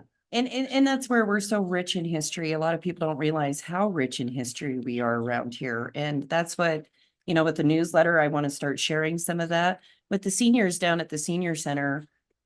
They've had an absolute blast going through this. I mean, we have all the annuals, the school annuals, they found themselves back. I won't say how long ago, but some of them, and it's been really fun, especially when we got the chamber stuff down there, looking through some of the old chamber stuff. Some of that goes back to the 50s that I have down there. I was told this is the old box, and I went digging, and it's been a lot of fun to go through it, Sure. but we appreciate David doing that and wanting to step up and preserve that, because it needs to be preserved. Yeah, Right now, a Shoney's, lot of it yeah. is honestly sitting in a pile because we don't want to touch it because it's so fragile. Yeah. with So- the oxygen in the air and stuff and not protecting it, it degrades and it gets lost forever. So I think it's a great thing that he's doing. And I'm happy to, I think, records, we just have to know what we're giving, what it is. Right. And to make sure that we know what we have, and what what belongs to Right. the town, because it is, Has any thought been Absolutely. given to digitizing it? So. Yes, it's so available as digi- That's where I went a little off script on my nice little, but yes, we're going to try to digitize it all and archive it, and because a lot of it needs, It just can't be empty. yeah, and and making it accessible to everybody so that some of the older stuff can still be protected. But hey, we have it digitized here. Look at Yeah, it's awesome. We also have legislator Paul Hoff coming down in March. He is a part of SAS, Single Action Shooter Society. They do reenactments and things. He'd like to come down and see if the rifle range would even be in some of the old buildings, if that could even become a thing here. And we're hoping so, but I've talked to Ken Kundle about him looking at the rifle range and seeing if it would be something that they could do here, because it sounds like an amazing event. It does. Yeah, we're just so excited about the future of the chamber, and I thank all of these guys here and our support, Sheila. Yes, she's A silent. you're our silent support. We have such amazing support from the community, from the patrons at the center. We want to work closely with town council and I know it's, usually our council meetings are 30 minutes long, so I know. yes. When was this? When did we start that? 30 minutes. I'm when- signing up. I just want to know what that's been. But I just have one question. The day's. I- When's the last time we saw 30-minute meetings? I have a question. Well, yeah, I was gonna. Please go. Go ahead. Yes, so when it comes to like the tractor show and Shoshoni days, Mhm. what are you gonna be trying to get back involved with that? And if so, what can I do or Jordan or, to help promote? Cause I know both of us are, really into anything that promotes Shoshoni and events here, as well as the town council. Is there a way that we can work together on this to make this more successful? That is something that we're looking at, Chris, because honestly, I believe in complete transparency. Shoshoni Days has left a bad taste in a lot of people's mouths on things that have happened in the past that we have no control over now. All we can do is make peace and say, hey, we're here to support you. The Flywheelers, I know this year they're going to, each of my members, including myself, we're going to all the club meetings, school board to see how we can best support the town. The chamber wasn't left with a lot of money. I know. I'm putting in for grants right now. As you all know, we're on grant season to see what we're approved for. Well, we have TAD money every year and you can put in for that. They didn't put in for it the last 2 years after the town took over it for whatever reason. But that is a Wasn't it available last- option as well. Wasn't it one year they put in, they didn't even put in. They didn't for put it. in We an put application. in for it for Yes, them. yes. And then hand delivered them the money because they didn't even put in. for it. Yeah, and But that was my question was, did they, because I knew prior to Gary Wise passing, he was still going around and collecting memberships. Neither here nor there, but I can say that I know of at least one business and one entity in renewing for 26. And so curious if that had ever made, where those funds went. And if you got those funds and some of that stuff and so that was kind of where I was leading to some of that. and that's where we were curious too, Jordan, is we just had an audit done for the chamber because we didn't know where it sat. There were, Absolutely. if You I could should ask have- Sheila too, she's. I do have a serious question though. You had, I believe, $17,000 in COVID funds that was set aside in a separate account. What happened with that? The magazine. That wasn't 17,000, That was it? wasn't 17. So that was about, come up, Sheila. This is Sheila Wakefield. Her and Joni guys just did our audit for us on the chamber and she can hopefully. Here we go. I didn't mean think to there was drag about this out more. but, I 13,000. mean, that's, I don't have the exact number. yeah, in I my- couldn't remember if it was 13 or There was, 17. there was 6,000 that went to, what's it called, Legend something or other? Legend Media. And then, Dorsey. That was who did the magazine. That was- and then there was another, oh, I don't have the figures in front of me. I think it was $5,000, $6,000, $7,000 that went also towards the magazine. Membership dues. It was really a challenge. I'll just say that we couldn't match deposits. Deposits would say 11 memberships. And I mean, I'm new to the town. I'm just, I've only been here less than 2 years. I don't know people, so I'm not going to get involved in that. So I don't understand, but we tried to audit this. It was, I would say, impossible. It would show 11 deposits membership. We have no idea who those memberships were for or any of that. So I've been trying to help Amber because I have some background in business to kind of come up with a way to be able to match these items. I did not show any 2026 memberships. We did not see any 2026. I believe that 2025 looked way, way down, but I'm assuming that that was because of the magazine, that if you're going to pay $400 for a magazine ad, you probably figured maybe that included. I'm only assuming. So I know what assuming can mean. But we did the best we could as far as amount of money Amber would know, but there's what, maybe total, maybe 2,000 in checking. There was like 2,000 in a money market, So $1 and so 50 cents in the this last ad. council, we increased the TAD money up to $2,000 per thing, so you can put in for that, and that will cover advertising, economic development type attributes and things like that, and you can put in for that now. We have the money now. And that's where we were left with a lot of questions, because a lot what that was handed over to the chamber was incomplete. When I went with the former treasurer, what the heck is going on? I said, there's no receipts here. Well, Wanda ran out of the receipts, so she didn't write any, was what the answer we got on that. And Hey, okay, been there so myself in 2020, we had 13 bank accounts. It was and that's trying to figure where, that out was a mess, so I can only, and that's I where feel your we, pain. yes, yes, and we have tried to do our best, like Sheila and Joni's best advice was start over from scratch where we can account for things, because we don't know, we don't have the paperwork there. I can't find some files that are supposed to be there.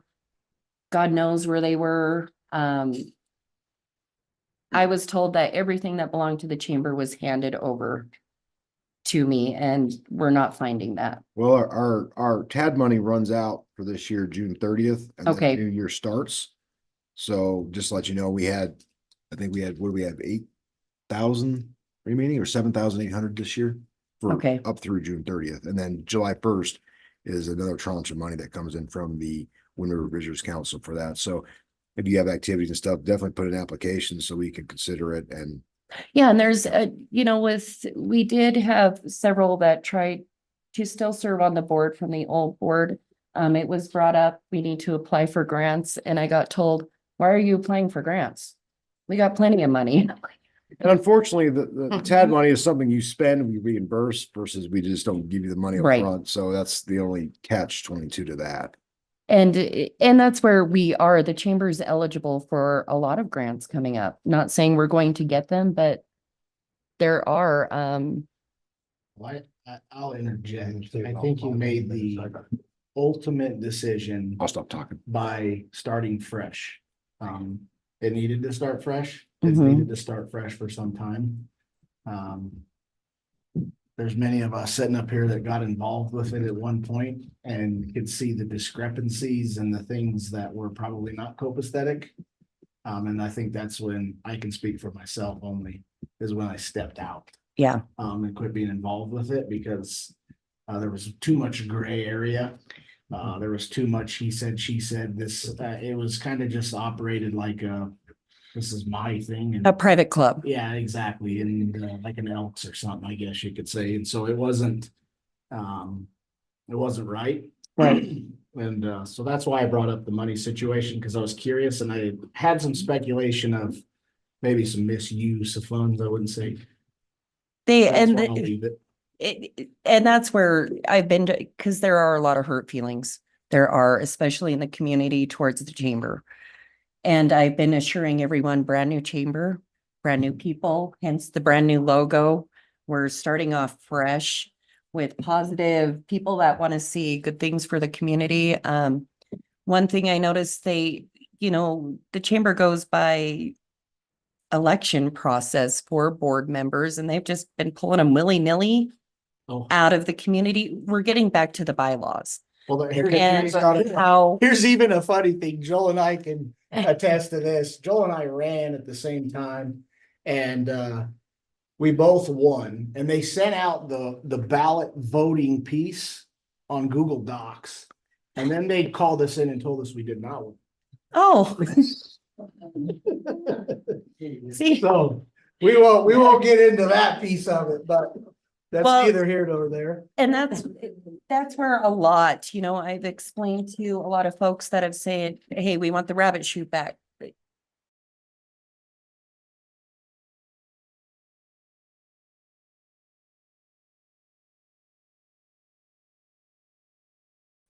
We lost, from what I can tell, we lost probably in the last 3 years, probably 60% of our chamber membership.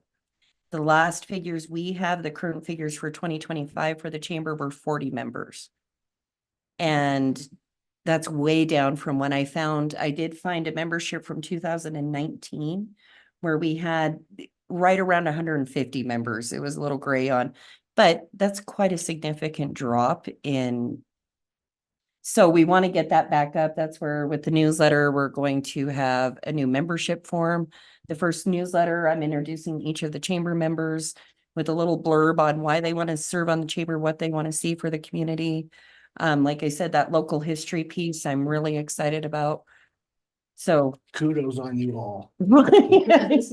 I think, you got a copy of of your bylaws? I do not with me. Okay, but you do have a copy. We do. Yeah, they gerrymandered them, and I think in 2019, I got the original copy, I think of. what- Do you have the 2019 ones, Joel? I think I do. Because the only ones that- we could find was 2015, and I was Well, told the there were 20 newer, Okay. but I haven't found them Well, the anywhere. 2015 is probably some good bylaws. Hmm.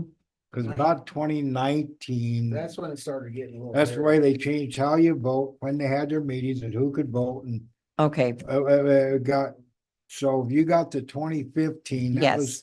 that was. So you don't have the 2019, so the only Yeah. thing is the 2015, so you're Right, gonna, yeah, so yeah, you're gonna have to go with that. yeah, I'll burn that one. Yeah, and that's what correct. we're doing right now is You're updating you're those. probably good. Yeah, we're working hard on it. So, and I thank these guys so much because they really have gone above and beyond on standing up and wanting to see good things for the chamber and the Well, community. So. I'm Thank personally, you, guys. I'm personally glad to see Shoshoni Chamber actually be a Shoshoni Chamber and who's involved with it now. Yeah, and we have such great support, like Sheila and Joni stepping Yeah. up to help us out with an audit. We've had that David Manchester, let's preserve the history. It just, it's bet. exciting. So, Well, if Very there's good. anything that the town can do, I'll speak on turn for all of us. We'd love to help, and if there's anything that Chris and I can do with Hot Summer Nights to help, please let us know. We'd love to be a part and help as well. Yeah, I think a big part of all this is knowing what each other's doing yes. and working together in some synergistic. Communication is huge, and Right. that's why I've asked everybody, choose a meeting you want to go to, like town council. We need to get to the school board meetings. We need to know what's going on in the community and let them know we're here. Because the same goes through the town. If the chamber can help with anything, with the Halloween costume contest, you know, if, Takes an effort. right? It Takes does. It does. and if you don't know me well, the senior center, I'm so proud of what we have done. We're going on our 5th Street Fair coming up. It's huge. The first lady has attended twice now. I got her to get up on stage and sing karaoke with me. So that's where. That wasn't screaming, I was hearing. Get some calls. But we want to be able to support the town in any way the chamber can help you guys with your events too. That's where we want everybody to know that we're here and brand new chamber, brand new people. We ought to work Yes. together on Shoshoni Days. We do. Well, thank you guys so much. I appreciate you. Thank you. And I enjoyed my night there the other night. I went to their meeting. It was really nice. Yes, thank you. Thank you, Tammy. I really got an early morning. So I'm gonna break out of here. I got a meeting in Laramie tomorrow morning. And so I'm gonna break out here. This meeting went a little longer and Yeah. I partially my fault. But I'm gonna. And I'm gonna turn the meeting over to Mayor Pro Tem Jake Stetler to preside. And I appreciate everybody showing up. It's good to see so many friendly faces here. Had you worried? And the clerk is making sure I don't get out of here without doing my mayor's duty. But thank everybody so much, and I hope you have a good rest of the meeting. I hope you get out of here at midnight. I went to one in Riverton that lasted past 11 o'clock, so. We'll see. But that one That's right there. last night was late. Let's go on, Jake. All right, I'm in charge. Department head reports, please.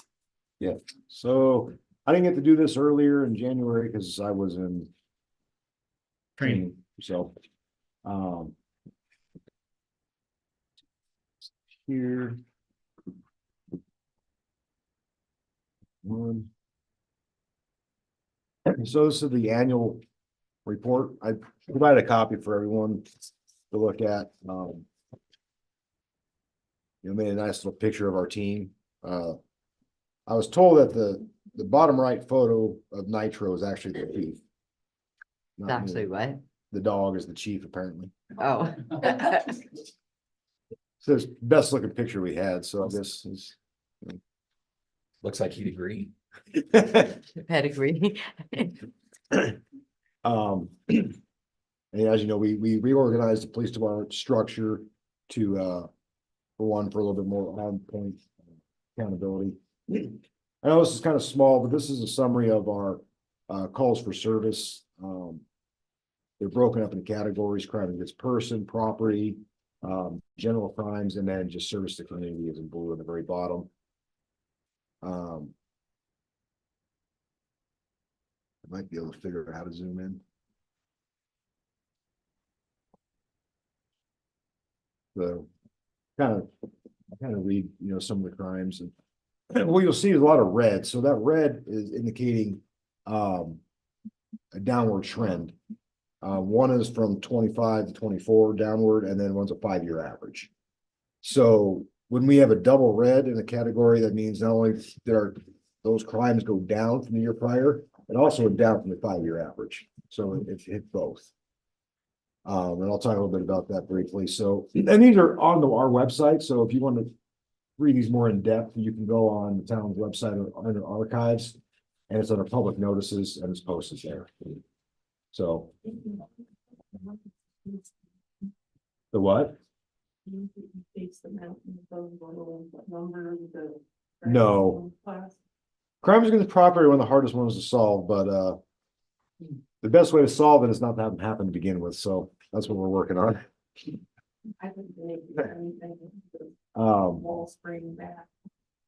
And so the graphs, and I provided an example. So if you were familiar, there's what's called part 1 crimes, which are usually the more serious crimes, rape, murder, aggravated assault, grand theft, things of that nature are part 1. Part 2 is less serious crimes. So like assault instead of aggravated assault. So, and what you'll see is blue is on the left is 2024, orange is 2025, and gray is the 5-year average.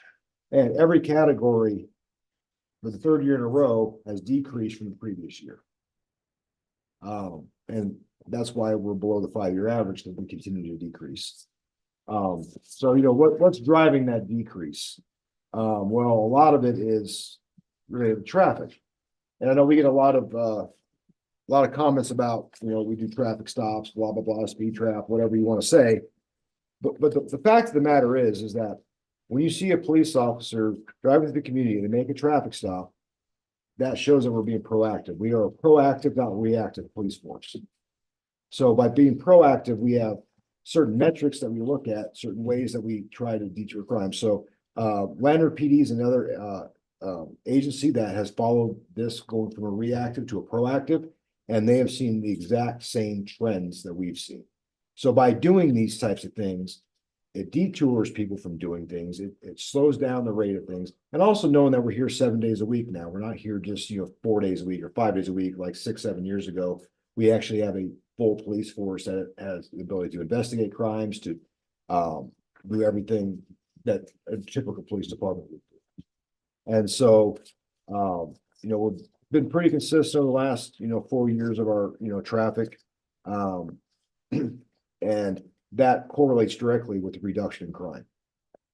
And so it helps keep the community safer and it helps protect your property. And it has multiple benefits beyond simply just stopping traffic. As you know, you guys stand up there watch, you see cars rolling out there doing 60 miles through town, 50 miles there, you can see, you can hear them zipping through. So, but that has a downward trending line that we follow. As well as our criminal citations, that we kind of peaked last year. We had in 2024, we had a lot, and most of these are not so much calls for service, but because we're proactive, these are self-initiated. These are things that we're going out actively finding off the traffic stops, off of just going through the community, seeing something happen and interjecting when we see it and those types of things. And we also saw a decrease in that pretty significantly, pretty much on par with the year prior. That's something we track and, we want to maintain a downward trajectory. And then, this is a breakdown of some of our criminal citations that we issued, from DUIs, interference, breach of peace, controlled substance. These are only misdemeanors. So we had 5 felony cases last year. We solved all 5 of them. So we had 100% clearance rate, which is awesome. And the biggest one, I think, we seized 2.5 pounds of methamphetamine, multiple firearms from a firearms disqualified person, as well as illegal firearms because of the way they were made. So that was in our community, and we were able to take that out through a full investigation from the whole police department, culminating in that. We served 3, maybe you saw, Riverton came and helped us, and we had a trail of patrol cars about a mile long coming into town. We hit 3 different locations at the same time. Shock and awe. And that was a culmination of a 6-month-long investigation that initiated and from the Shoshoni Police Department all the way to fruition. So that was a huge I'll say bust, but that was a huge operation that you don't see very often in the local police department in the town. And that's the police department that we have here. We're capable, we're ready, we're responsive, and we're part of the community. We want to be a part of the community. That's why, we're police now and EMS. We truly want to serve the community, and this is the way we serve it, is by doing everything we can to lower the crime and make everybody feel safer, and being proactive about it, not reactive. And that's our mission, and I think that this year it definitely shows that we brought that into fruition. So that's all I have. Any questions or comments? It's nice. Nice good. Well, thank you. I was gonna put an Comprehensively. executive summary in it, but I ran out of time.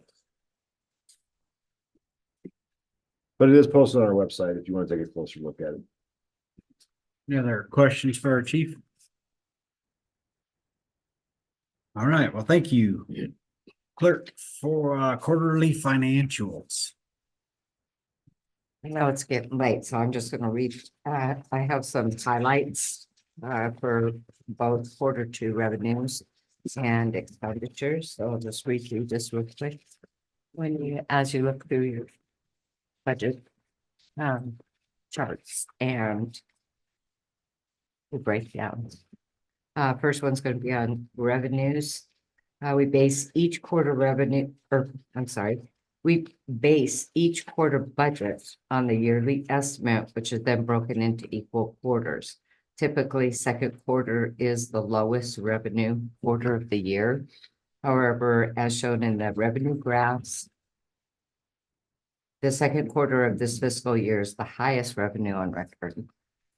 Overall, I'm sorry, I'm tired. Overall, we are above forecast for year to date through the Q2 in terms of revenue. This is mainly due to a variety of factors such as inflation, which has driven an increase in sales tax revenue, increased collections of citation fines are the main drivers. Also increases over expectations as shown in the second quarter breakdown. We're expecting third quarter to follow the trend and exceeding previous years as seen in the first and second quarters. Both have record revenue. And for expenditures, we have had numerous unexpected expenses throughout the first half of the year. Combined with initial budget cuts, this has placed a strain on our expenditure line items. We are meeting with all department heads to look for ways to rebalance the line items within the existing appropriations and are not looking for any increased authority for expenditures at this time, as we have the ability to work amongst departments within the existing framework of the budget.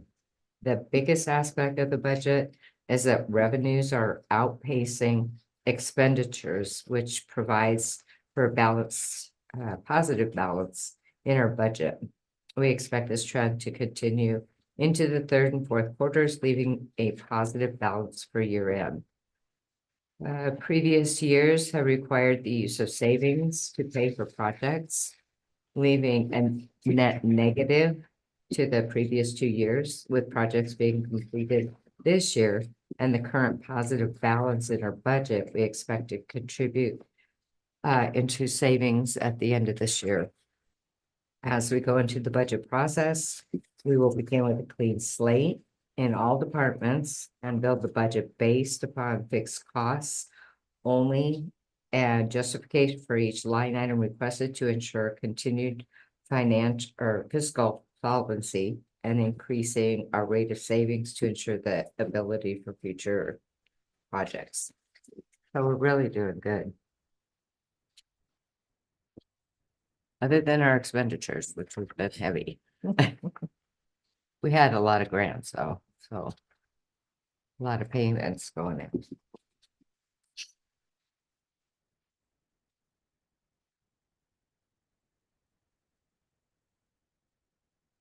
There were 2.84% over revenue forecast for the first half of the year, which doesn't sound like a lot, but it's $1 million budget of revenues. 2.84 is quite a bit. So, and having second quarter way down, we're already ahead of the curve going into the stronger part of the year, third quarter and fourth quarter. So that's a good thing. So if anything, we under budgeted on our revenues. But one thing that we couldn't account for, that I didn't account for in the projections, was inflation. And as I explained to the mayor, the cost of goods goes up, the sales tax stays the same, but since the goods cost more, sales, so I didn't account for that in our projections. So, that's a nice driver that we didn't expect, but it's not a nice driver in terms of everyone's pocketbook. So, but it does show the true effect of inflation.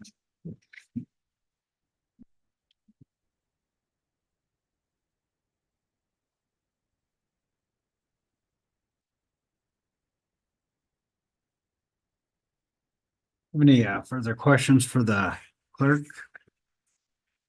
I'll make a comment. And I'm not making a comment because I'm directly tied, but I think it's impressive that the quarterly court revenue is up Yeah, basically for this quarter. $25,000. Yeah, I mean, our yeah, second quarter is usually low. This was the record second quarter as far as court revenue goes, which is, a lot of it's collections and a lot of different factors that go into it, but it's a positive sign that, we're. Can you give me a little bit of credit? Well, Marshall, he does things. he I don't- does. He's firm. But it's all, it's from top to bottom. We're getting more efficient, and it's not just the policing side, it's also the accountability side. And, from talking with attorneys, making, getting payments in from the court, from the attorneys and all that stuff that works together with the court clerk. I think that the judge, that, we have a very, very efficient court system in Shoshoni now. And I think that shows. I think we had like over $80,000 in collections and arrears, and that goes into some of that number that's Yeah. being brought in above, what's being issued and things like that. So it's good. And, Marshall works like 6 hours a month on this, so he does a lot of work on it.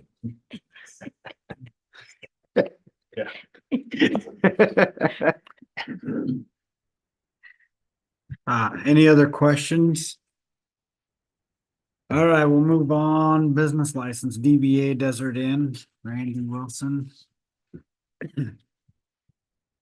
So this is the new motel owners that bought out Love's, who we rescinded their business license yeah. from. Yeah. I met with him and talked to him for about 30 minutes. I believe you met with him. We His did plans at the are same to do all of the rooms and remodel all of them, and he used existing ones initially. He met his manager who's going to be working here once the deal fully closes. And they plan on being open year round, so it's not going to be one of these seasonal things like Love's was. They actually paid the water bill, and they're a lot more.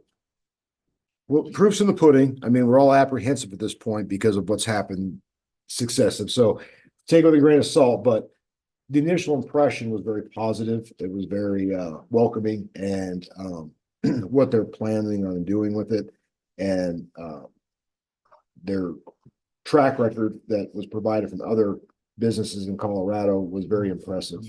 So I do believe that they're going to make it better, make it useful. So we do have a place to stay for people that come through again. They're also looking at possibly opening up some kind of a permanent food truck type place to eat at. They're looking at that in the summer. So those are more things to come, but that's kind of the initial meeting that he's had. I think he's going to come eventually to council and be a little bit more once they get fully moving through. So far it's a good step. We'll see proofs in the pudding, but for now it's a good step. So to entertain a motion to approve the business license for new owners for the hotel. I'll approve it. Trying to get it open. Been Second. motion by Councilwoman Hardicke, seconded by Councilman Nordine. Is there any further discussion? Do they have the resources to really go in and remodel everything like they're talking Half of about? those are That's done. what he sounds like. What's He- that? Half of those rooms are Yeah, done. the first, Yeah. the first side, like where there's the duplex, they're not going to speak. Where it has the upstairs and downstairs, like those ones are Yeah. remodeled, and 6 more rooms down, or 4 more rooms down to remodel, Oh, so look at the 8 windows. total. I have. And then there's, Bet you did. Yeah. there used to be a saw in there. I don't have it. Yeah. Okay. I'm kidding, it's still there. But they're gonna fix the door on that one that's broken that we kicked in when we arrested somebody years ago. Things happen. That's part of the. Well, that's No part wonder of the they didn't heritage. pay their water bill. But they plan on remodeling those. They didn't give an exact timeline, but they plan on making them new beds, new flooring, new appliances, and just making them more modern, like the other ones that are remodeled that are ready. And they feel a little bit of work they want to do on the ones that were previously remodeled to fully get them up there, because there were some things that weren't really remodeled with those. And so, but they intend on using those as a starter to start being open for business sometime in the late spring, and using those and then continuing to remodel the ones down the way. And they're not gonna be absentee owners like we've had in the past. No, I think he was even talking about moving here. Yeah, he and his, was it? Wife and kids. Yeah, he and his daughter, I think he said. Yeah. Yes, There's they his do. daughter. So they actually plan on moving I here. looked. Yeah. I went to So- see it because I seen the pictures. What about the RV park? Are they still planning to get that? Yep, up and he was elated at the RV park. He was surprised that it hasn't been marketed. He was like, "Oh, I'll be marketing that because it has water, sewer hookups, everything else." And he was elated that that was all there. So he's gonna definitely want to market that and look for long-term people, for people that are working in RV camps, so they can stay there legally. Well, for long periods What of time. about a new sign?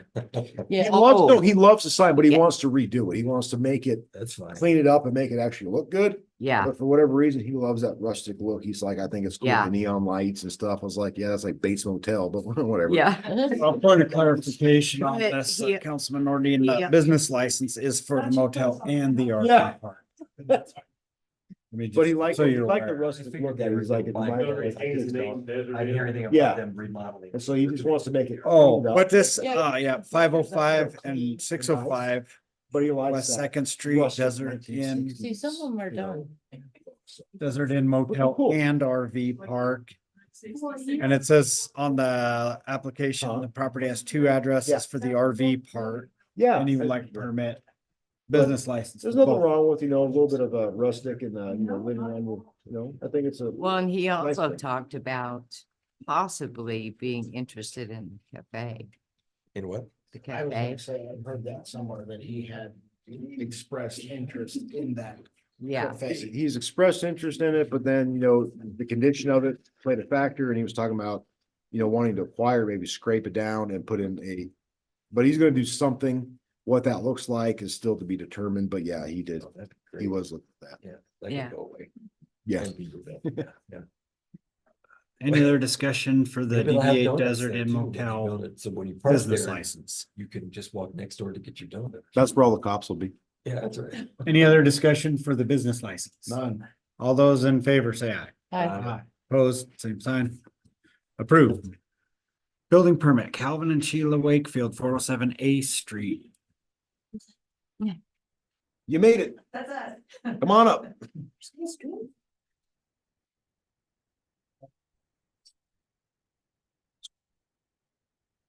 We're just wanting to add a bedroom on the living quarters of that shop. Please.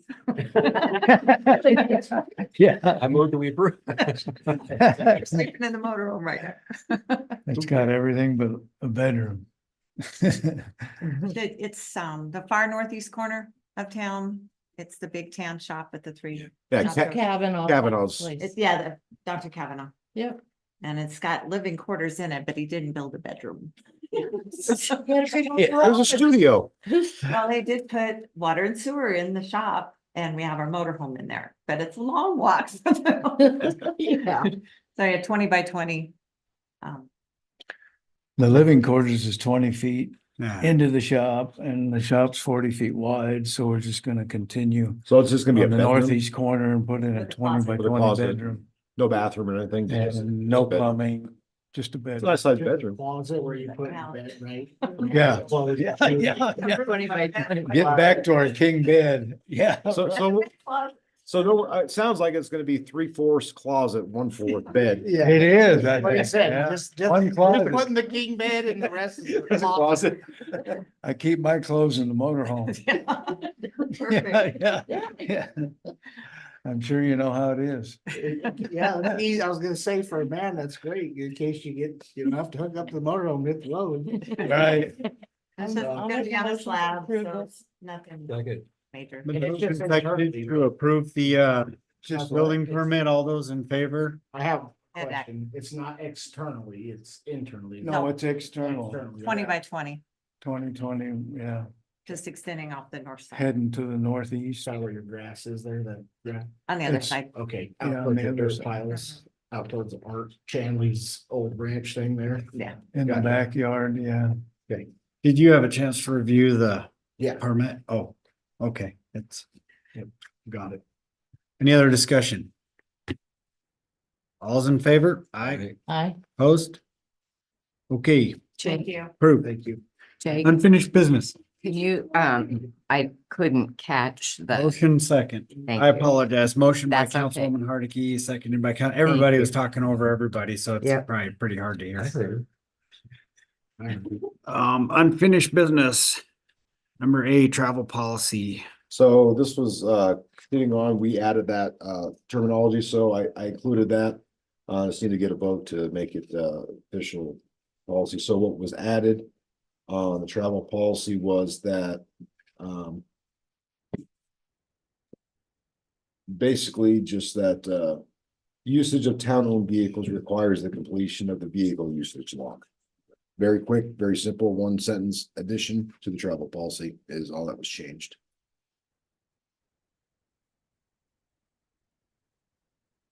So I'd entertain a motion to update the travel policy. I move that we approve. Also, Or Tammy can second, don't matter. It has been moved by Councilman Nordine, seconded by Councilwoman Hardikey, that we update the travel policy as presented. Is there any further discussion? And then also the next page is the actual log that was created. It didn't scan very well, so you can't really see the cells very well, but they are there. And it includes the date of travel, destination, starting mileage, ending mileage, total miles driven, fuel that was put into the vehicle, and then any comments or, whatever. That way it'll stay within the vehicle, and then we'll make a copy every quarter, I believe is what we're gonna do, so you can just see how it was used. Makes sense. The biggest thing I wanted to see on it was the start and end mileage. Yep. Yeah. So. Is there any further discussion on that? All those in favor, please say aye. Aye, opposed, same sign. It carries. Unfinished business B, lease approvals.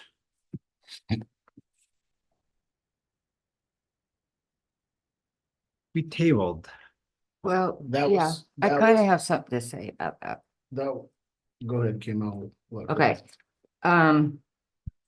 So I just want to make you aware of the procedures that have been in place, were in place when I started, and those have just been done each year.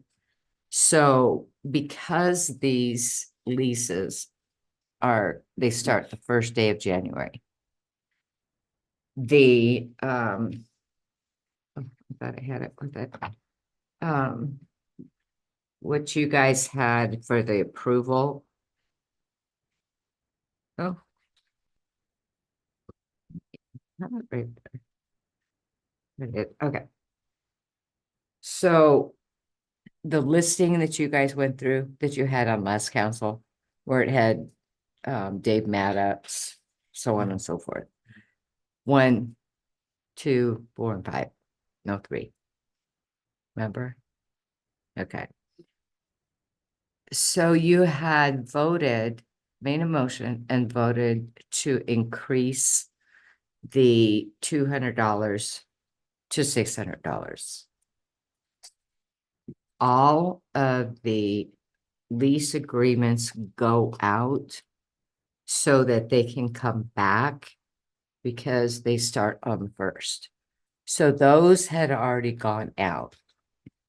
So we can't, tell me if I'm wrong. They what? We can't, these are coming back in. So we can't change this and start it retroactive last week. But these are a term of 180 days, terminating on the 30th day of June of this year. So it could go retroactive as of July 1st, which is what we did last year when it went from 100 to 200. Same thing. But we talked about that when we voted in June, that we were gonna increase come January to that $600. Yeah, we should have done it in December. Yeah. Well, we brought it up in December, but Mr. Stetler said we can't, you can look at the meeting minutes. Mr. Stetler cut me off and stated we cannot talk about it because it's not on the agenda. Oh, yeah, in a special meeting. That is correct. In a It wasn't a meeting. special meeting. It was a general meeting. I'd like to see the minutes. Read them. Well, the thing is that they went out the way they have every year. And so Make an automatic increase in July. Just automatic, you don't need to vote on it. You guys already voted on it. It's supposed to increase 600 in July. Okay. The other thing we had it tabled for was to set parameters of whether we were going to renew those certain leases. Of Yeah. what we were going to qualify or allow in the Hangers. hangars, you know, but depending on shape, condition, et cetera, we were gonna set the, I don't know if we need to do a Standard. special meeting or a workshop to go over that. I don't know, but that's what we tabled it for. Yeah, I think your lease is pretty good as it is, to be honest, if you wanted to cancel them based on people not complying, just letting you know that already.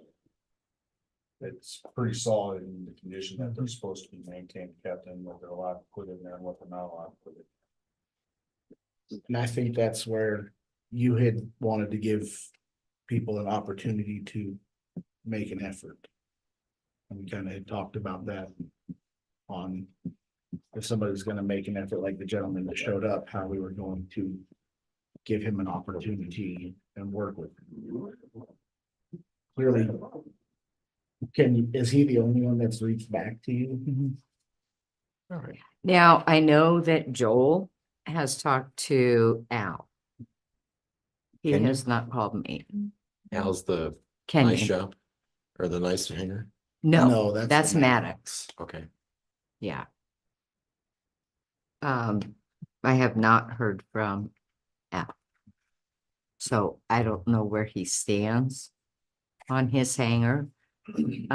It sounds like Al's is in worse shape than Frank's, Janet But Washington. What I'm gonna, and I think I brought this up before, the more often you continue to allow it to happen, the more you set up a precedent that you can't take care of it. So at some point, not in the future, but very soon, you need to put your foot down on the condition of these hangars and cancel these leases for failure to comply. And those letters went out. That's what he was talking about. Yeah, the letters have gone out, so you gotta put the foot down. great. I agree. Yeah. And the other thing too that you didn't touch on was the ACFC or sorry, Altitude Federal Credit Union. I haven't heard back from Joel, but irrespective of that, again, that lease has gone out, so that wouldn't be able to take effect until next year. So Well, we have- didn't have- want to increase that one until we had visited. with Yeah, I was Yeah. just updating you that we have time to have that discussion. But there's one thing I want to point out though, is that we have to do some research, but I think the town's paying the water, electric and sewer. They're not paying. Well, what I have to utilities. check, because we talked about this, is we pay for the fire hall. So does that cut off at the kitchen? Or does it continue to that little space? They share the bathroom. So they're not paying any utilities. Yeah. Is So the that's one what, factor we didn't discuss. It doesn't matter. It's not near here now, just something to keep in mind whenever we have the discussion, just to have that on as part of it. It's they're not paying utilities, the town is.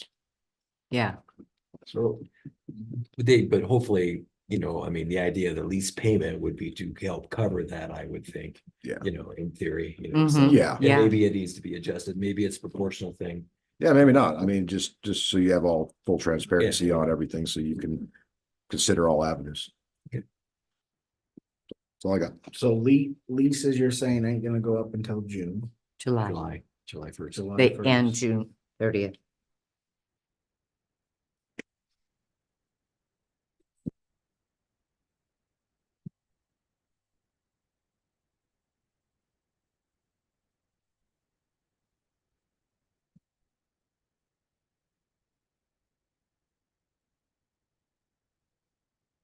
Doesn't sound like there's any action to take, because the action that we had from last meeting was on Grand Altitude to have discussions with them and revisit that, and nothing can.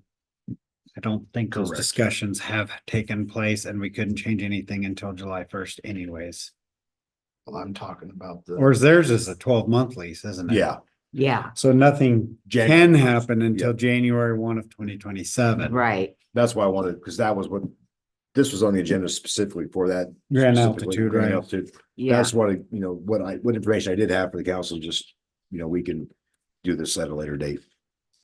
once you have more time to devour the information and have a conversation if it's needed or not, and go from there. I think the bigger concern is, are we gonna not ground altitude airplane hangars? Are we going to kick these guys out or not? April 30th. Yeah, and to be honest with you, that's, or I'm gonna put it this way, that is an executive function because you already have a lease agreement. It's already, those conditions are met. It's up to the administration to execute on it. They have until April 30th. This was the letter that was sent out. So at that point, that like he came and testified, if that's satisfied to give him more time or whatever, this would be a final decision, yes or no on April 30th. If they don't do sufficiently to Change anything, but. to the council. That would be the end of it. Discretion, and it's done and over.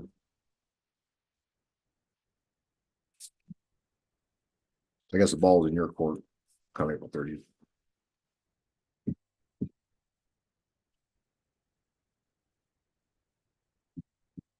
Okay, moving along. Reports from members of the council roundtable discussion. Councilman Whitener, I got nothing. Councilman Nordine. So,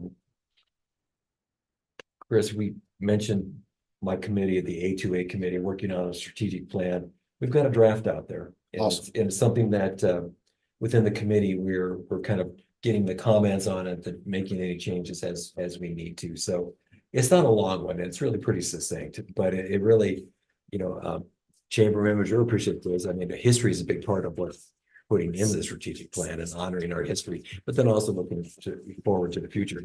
And that's why I wanted to look at your shirt to see kind of what you had listed on there, to see if those things were covered in the plan. And they are. Plus, we've also added recreation as a part of that, quality of life, those sorts of things. So, I think it looks pretty good. No bias on my part, of course, but anyway, I think it's something that will certainly need, community and your input again. I know for sure. So anyway, it's a mission, vision, and then kind of different pillars of what that would be and kind of what would be sub bullets to that. So I think it's a good succinct format. So I think it would work out well for us. So anyway, it's in the draft stage, and once we get it out of our committee, it'll come here and then it can get out. So, but get out for comment. Okay, so the other thing is, so part of our committee charges is also working with the rifle range. And you may know that the land that we're on right now is really leased land, borrowed land from the BLM. And so what we're trying to do, and what's been trying to do for years, is trying to get that land transferred to the town. And so that's brought up a lot of discussions in our committee. Certainly I have points of contact, I have names I'm talking to, things are moving forward. They're moving forward at the speed of the federal government, so that's still going through, but it hasn't been dropped. But one of the things we're looking at trying to do is we have a wonderful range, but we can make it better, and one of the things that keeps coming up is building more trap ranges and then being able to sponsor. So like the Cowboy Action Shooting, the Single Action Shooting Society, doing other sorts of statewide types of events, and trap shooting is one of those things that really could fall into that category. So we're looking at acquiring land, again, from the BLM. So again, the process, but at least we got the contacts and know who to talk to try to increase that, to then add trap ranges. And not in our current site, but they would be further east. So because south of us is a strip of BLM land, and then we have basically 160 acres in a long rectangle of private land. We would get we were asking for all the land down to that private land, and then drive a east-west road to be able to go out past our berms to then be able to shoot.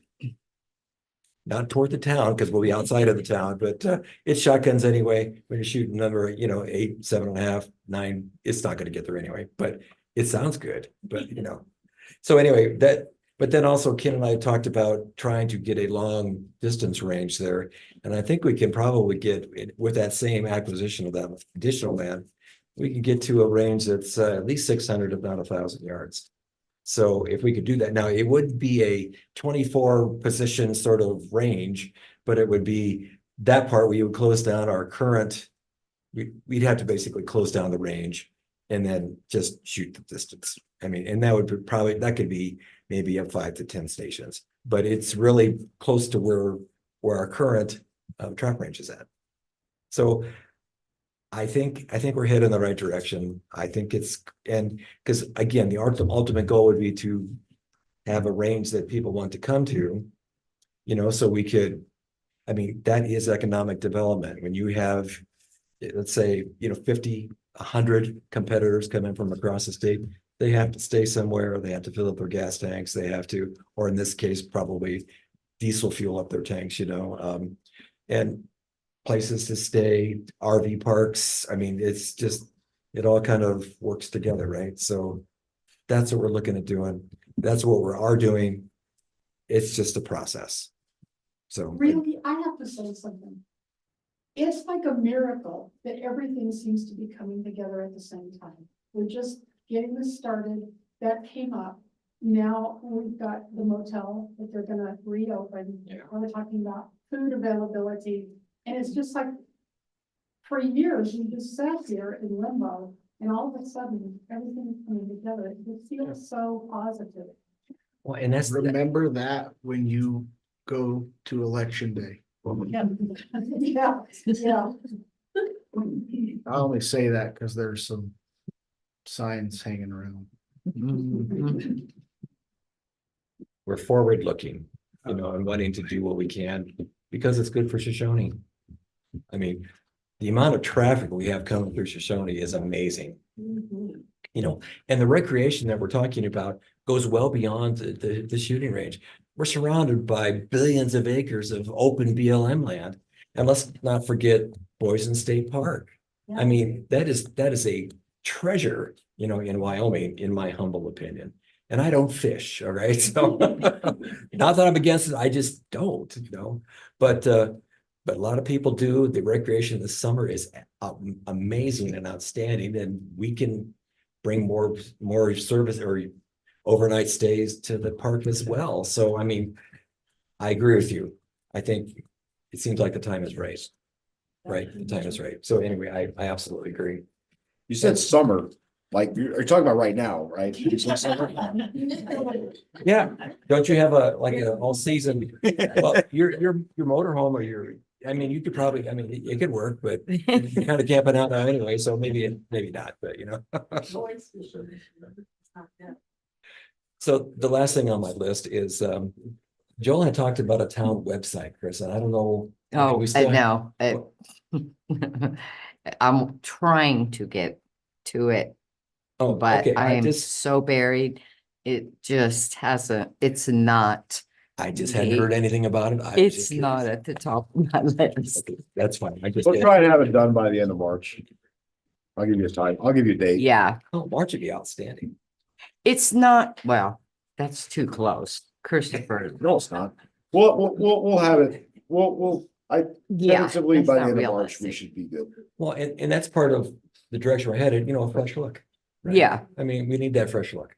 And I think that would, the website that looks like Shoshone, the way Well, and. And I'm able to dedicate a lot more time in town hall and not patrolling as much, so.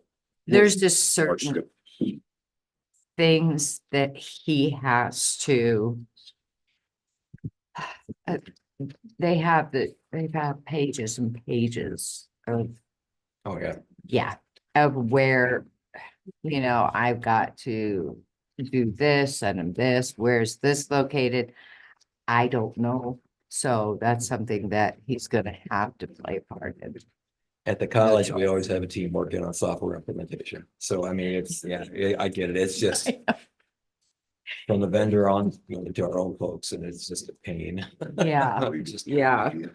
Unfortunately, it's one of those things that's just not real high because there's so many high things. I'm done. Thank you. Councilwoman Hardy. I have nothing. If Okay, I you got- make a motion. No, I've got two things. All right, first of all, I'm just looking for a consensus. I couldn't find anywhere in the ordinance. I was asked if somebody has a few chickens and they need to sell a few eggs, do they need a permit? I don't, that's not a No. business to me. That's like, No. okay. Yep. So it's on the record consensus, absolutely not. Okay, that's cleared up. The other one is the citizen of the year. We usually do the dinner thing that's coming up. Do we want to do a dinner thing? And if so, when? I did have a volunteer said they would run up to, if we do chicken again, would actually run up to Max and pick the chicken up because Smith's chicken has been lacking. Walmart. I think they just chicken- take a bird, just throw the whole thing in there, feathers and all. They're just like- Walmart chicken is okay, I guess. Senior center would volunteer too, because. Pick up the chicken. Dinner or. Do chicken fried steak? I hear that chicken fried steak is undiable. Winner. Chicken fried steak tomorrow. Oh, I'll be there. We could do that for the. You're not old enough. Citizen of the year, or, yeah. Go eat it. You've got a fake ID. Technically, I'm not old enough. You want my money or not? I think that'd be fresh. So when do we want to do it? So didn't the balloting close here? Yeah, it's closed. We have, Yes. yeah, most of Yes. all the stuff, so. So are we wanting to do the dinner with the awards like has been historically done? And if so, Yeah, when I would think- that I happen? think- Are there tables at the senior center that we could maybe do a thing like that? That would be a lot. I- Cause we always do at the fire hall and it's just kind of. Yeah, It's Kinda thrown blah. together, I'm sorry, but it's thrown together and it's really big, it doesn't, it's echoey, I don't know. Yeah. I think the senior center would Your feel team. more homey and. Yeah, welcoming. no, I agree. Yeah. As long as it's open and available, yeah. On the note, I think the food's a great idea. The next piece is, I think we need to figure out when the award will be completed. Cause I think we should keep that Right. hand in hand, right? To be able And- to present the actual award at that. piece. Right. Yeah, and that, I don't know. Joel has the information. I don't know no, if it, we we ordered. have it. It'll literally take 4 days or 2 days to get the plaques made, all that stuff. Okay. So I mean, Okay, we just need to set a date of when we want. Well, to do it. That's the what Joe- mayor is gonna be gone next week, right? And we approved the deal for the legislator deal for. Oh, yeah, I forgot. He ain't He's gonna going be somewhere, here, 'cause- and it would be kind of not the nicest thing to, He should be there. yeah, he's the mayor, so He should be there. next week would not be, do we want to do a weekend, a week? 28th of evening? February is a Saturday. What Yes, day, it if they were to feed it, what day would be best for you? Any day is great with us, just as long as it's after 12:30 when we're serving, you know. it's It would usually probably be in the evening. evening though. Is that gonna be Yeah, okay? It yeah. would have to That's be. great. Okay, it'd probably be like 6 o'clock, I'm guessing in the Yeah. evening. The only Probably bad not nights, Wednesday. Wednesday nights, we do have AA meetings down there, so any night. No but alcohol. Wednesday. You'll be good. I don't have any of that anyway. I know the 28th of February is a Saturday. I think Joe will be back for that. And I can't make it on that day. Okay. It doesn't matter. No, we If can that's do- when it works for everybody, just do I it. was just throwing out a date. I mean, I do gotta. you wanna do it that soon? I think, Well, if it was early, I I think- could. I yeah. gotta leave it I in the just- morning. I on just think Sunday. it's the it's end of the month. theoretically, I Plus think, 3 weeks away. I think No, it would it's be not. nice It's for all of 2. us to be there. Yeah. Oh, yeah. But I mean, We can set the date at the next council meeting when Joel's here or whatever. And I mean, if it was like earlier in the, so we're thinking it's gonna happen after the 24th. It'll have to be after, well, part of the problem that I've noticed with some of the town deals, and anybody can argue with me, is that the advertisement's kind of really been subpar. And that's why the Yeah. events have been poorly attended due to Maybe- subpar. well, a lot of it's because we don't It's finalize something until facts, 5 days yeah. before we're gonna do it. That So- may be, let's set it out to the end of March. Yeah, Plenty of time to plan for it. That's where. yeah, I think the end of this month. We're only 2 weeks away. Yeah. Everything down at the senior center. And everybody says, I didn't know about it. I Right. didn't know about it. Yeah, So if Yeah. you let us know, we will do your. What about March 26th? What day is that? That's a Thursday in March, last week of March, really. We don't have a council meeting. Clearly, it's a Thursday. That's farther enough out. We can advertise about it. yeah. I'm just throwing out dates, so I'm good with that. I mean, that gives us time to know, let everybody Yeah, notify then- who was nominated. Yeah. So they know to attend. Yeah, And that's Then what my, advertise If for you have everybody anything else. planned that before day, the- I know it's a to far, make it's sure- far out, Good. but maybe So you can everything is not earmark rushed and. I'm and tied up just that go, day. So. March 26th, 6 p.m. Citizen of the Year was written on the published agenda. Was that a motion? That's a motion. Okay, it's been moved that we have Citizen of the Year dinner on March round table. 26th. I'll second. Oh, so we can't make a motion? no. Roundtable is a non-action item. But it's printed. I know, but I'm it's a trying, I'm non-action trying to item. get one for you, all right. though. Well, let's just plan it anyway. Yeah. But you can do a consent and we can go with that. Yeah, Okay, March 26th at like, 6 p.m. Allow Got it. Everybody to get there? Is I that got it. Enough time for dinner? Good. Want chicken fried steak? I think so. I've heard I've, no, seriously, that's the senior center like to do. They got a line out the door. We're just talking about chicken fried steak. We'll have the whole No. town joining us for I'm that. kidding you. Pounds and on it. Ask them. We can That's- advertise it. That's their Oh, like man, go-to. Yeah. It's not, Fine, that's. but all. oh no, that's telling you, plenty that's time their in advance. So I like it. Daily, our daily average at the senior center is 39 people.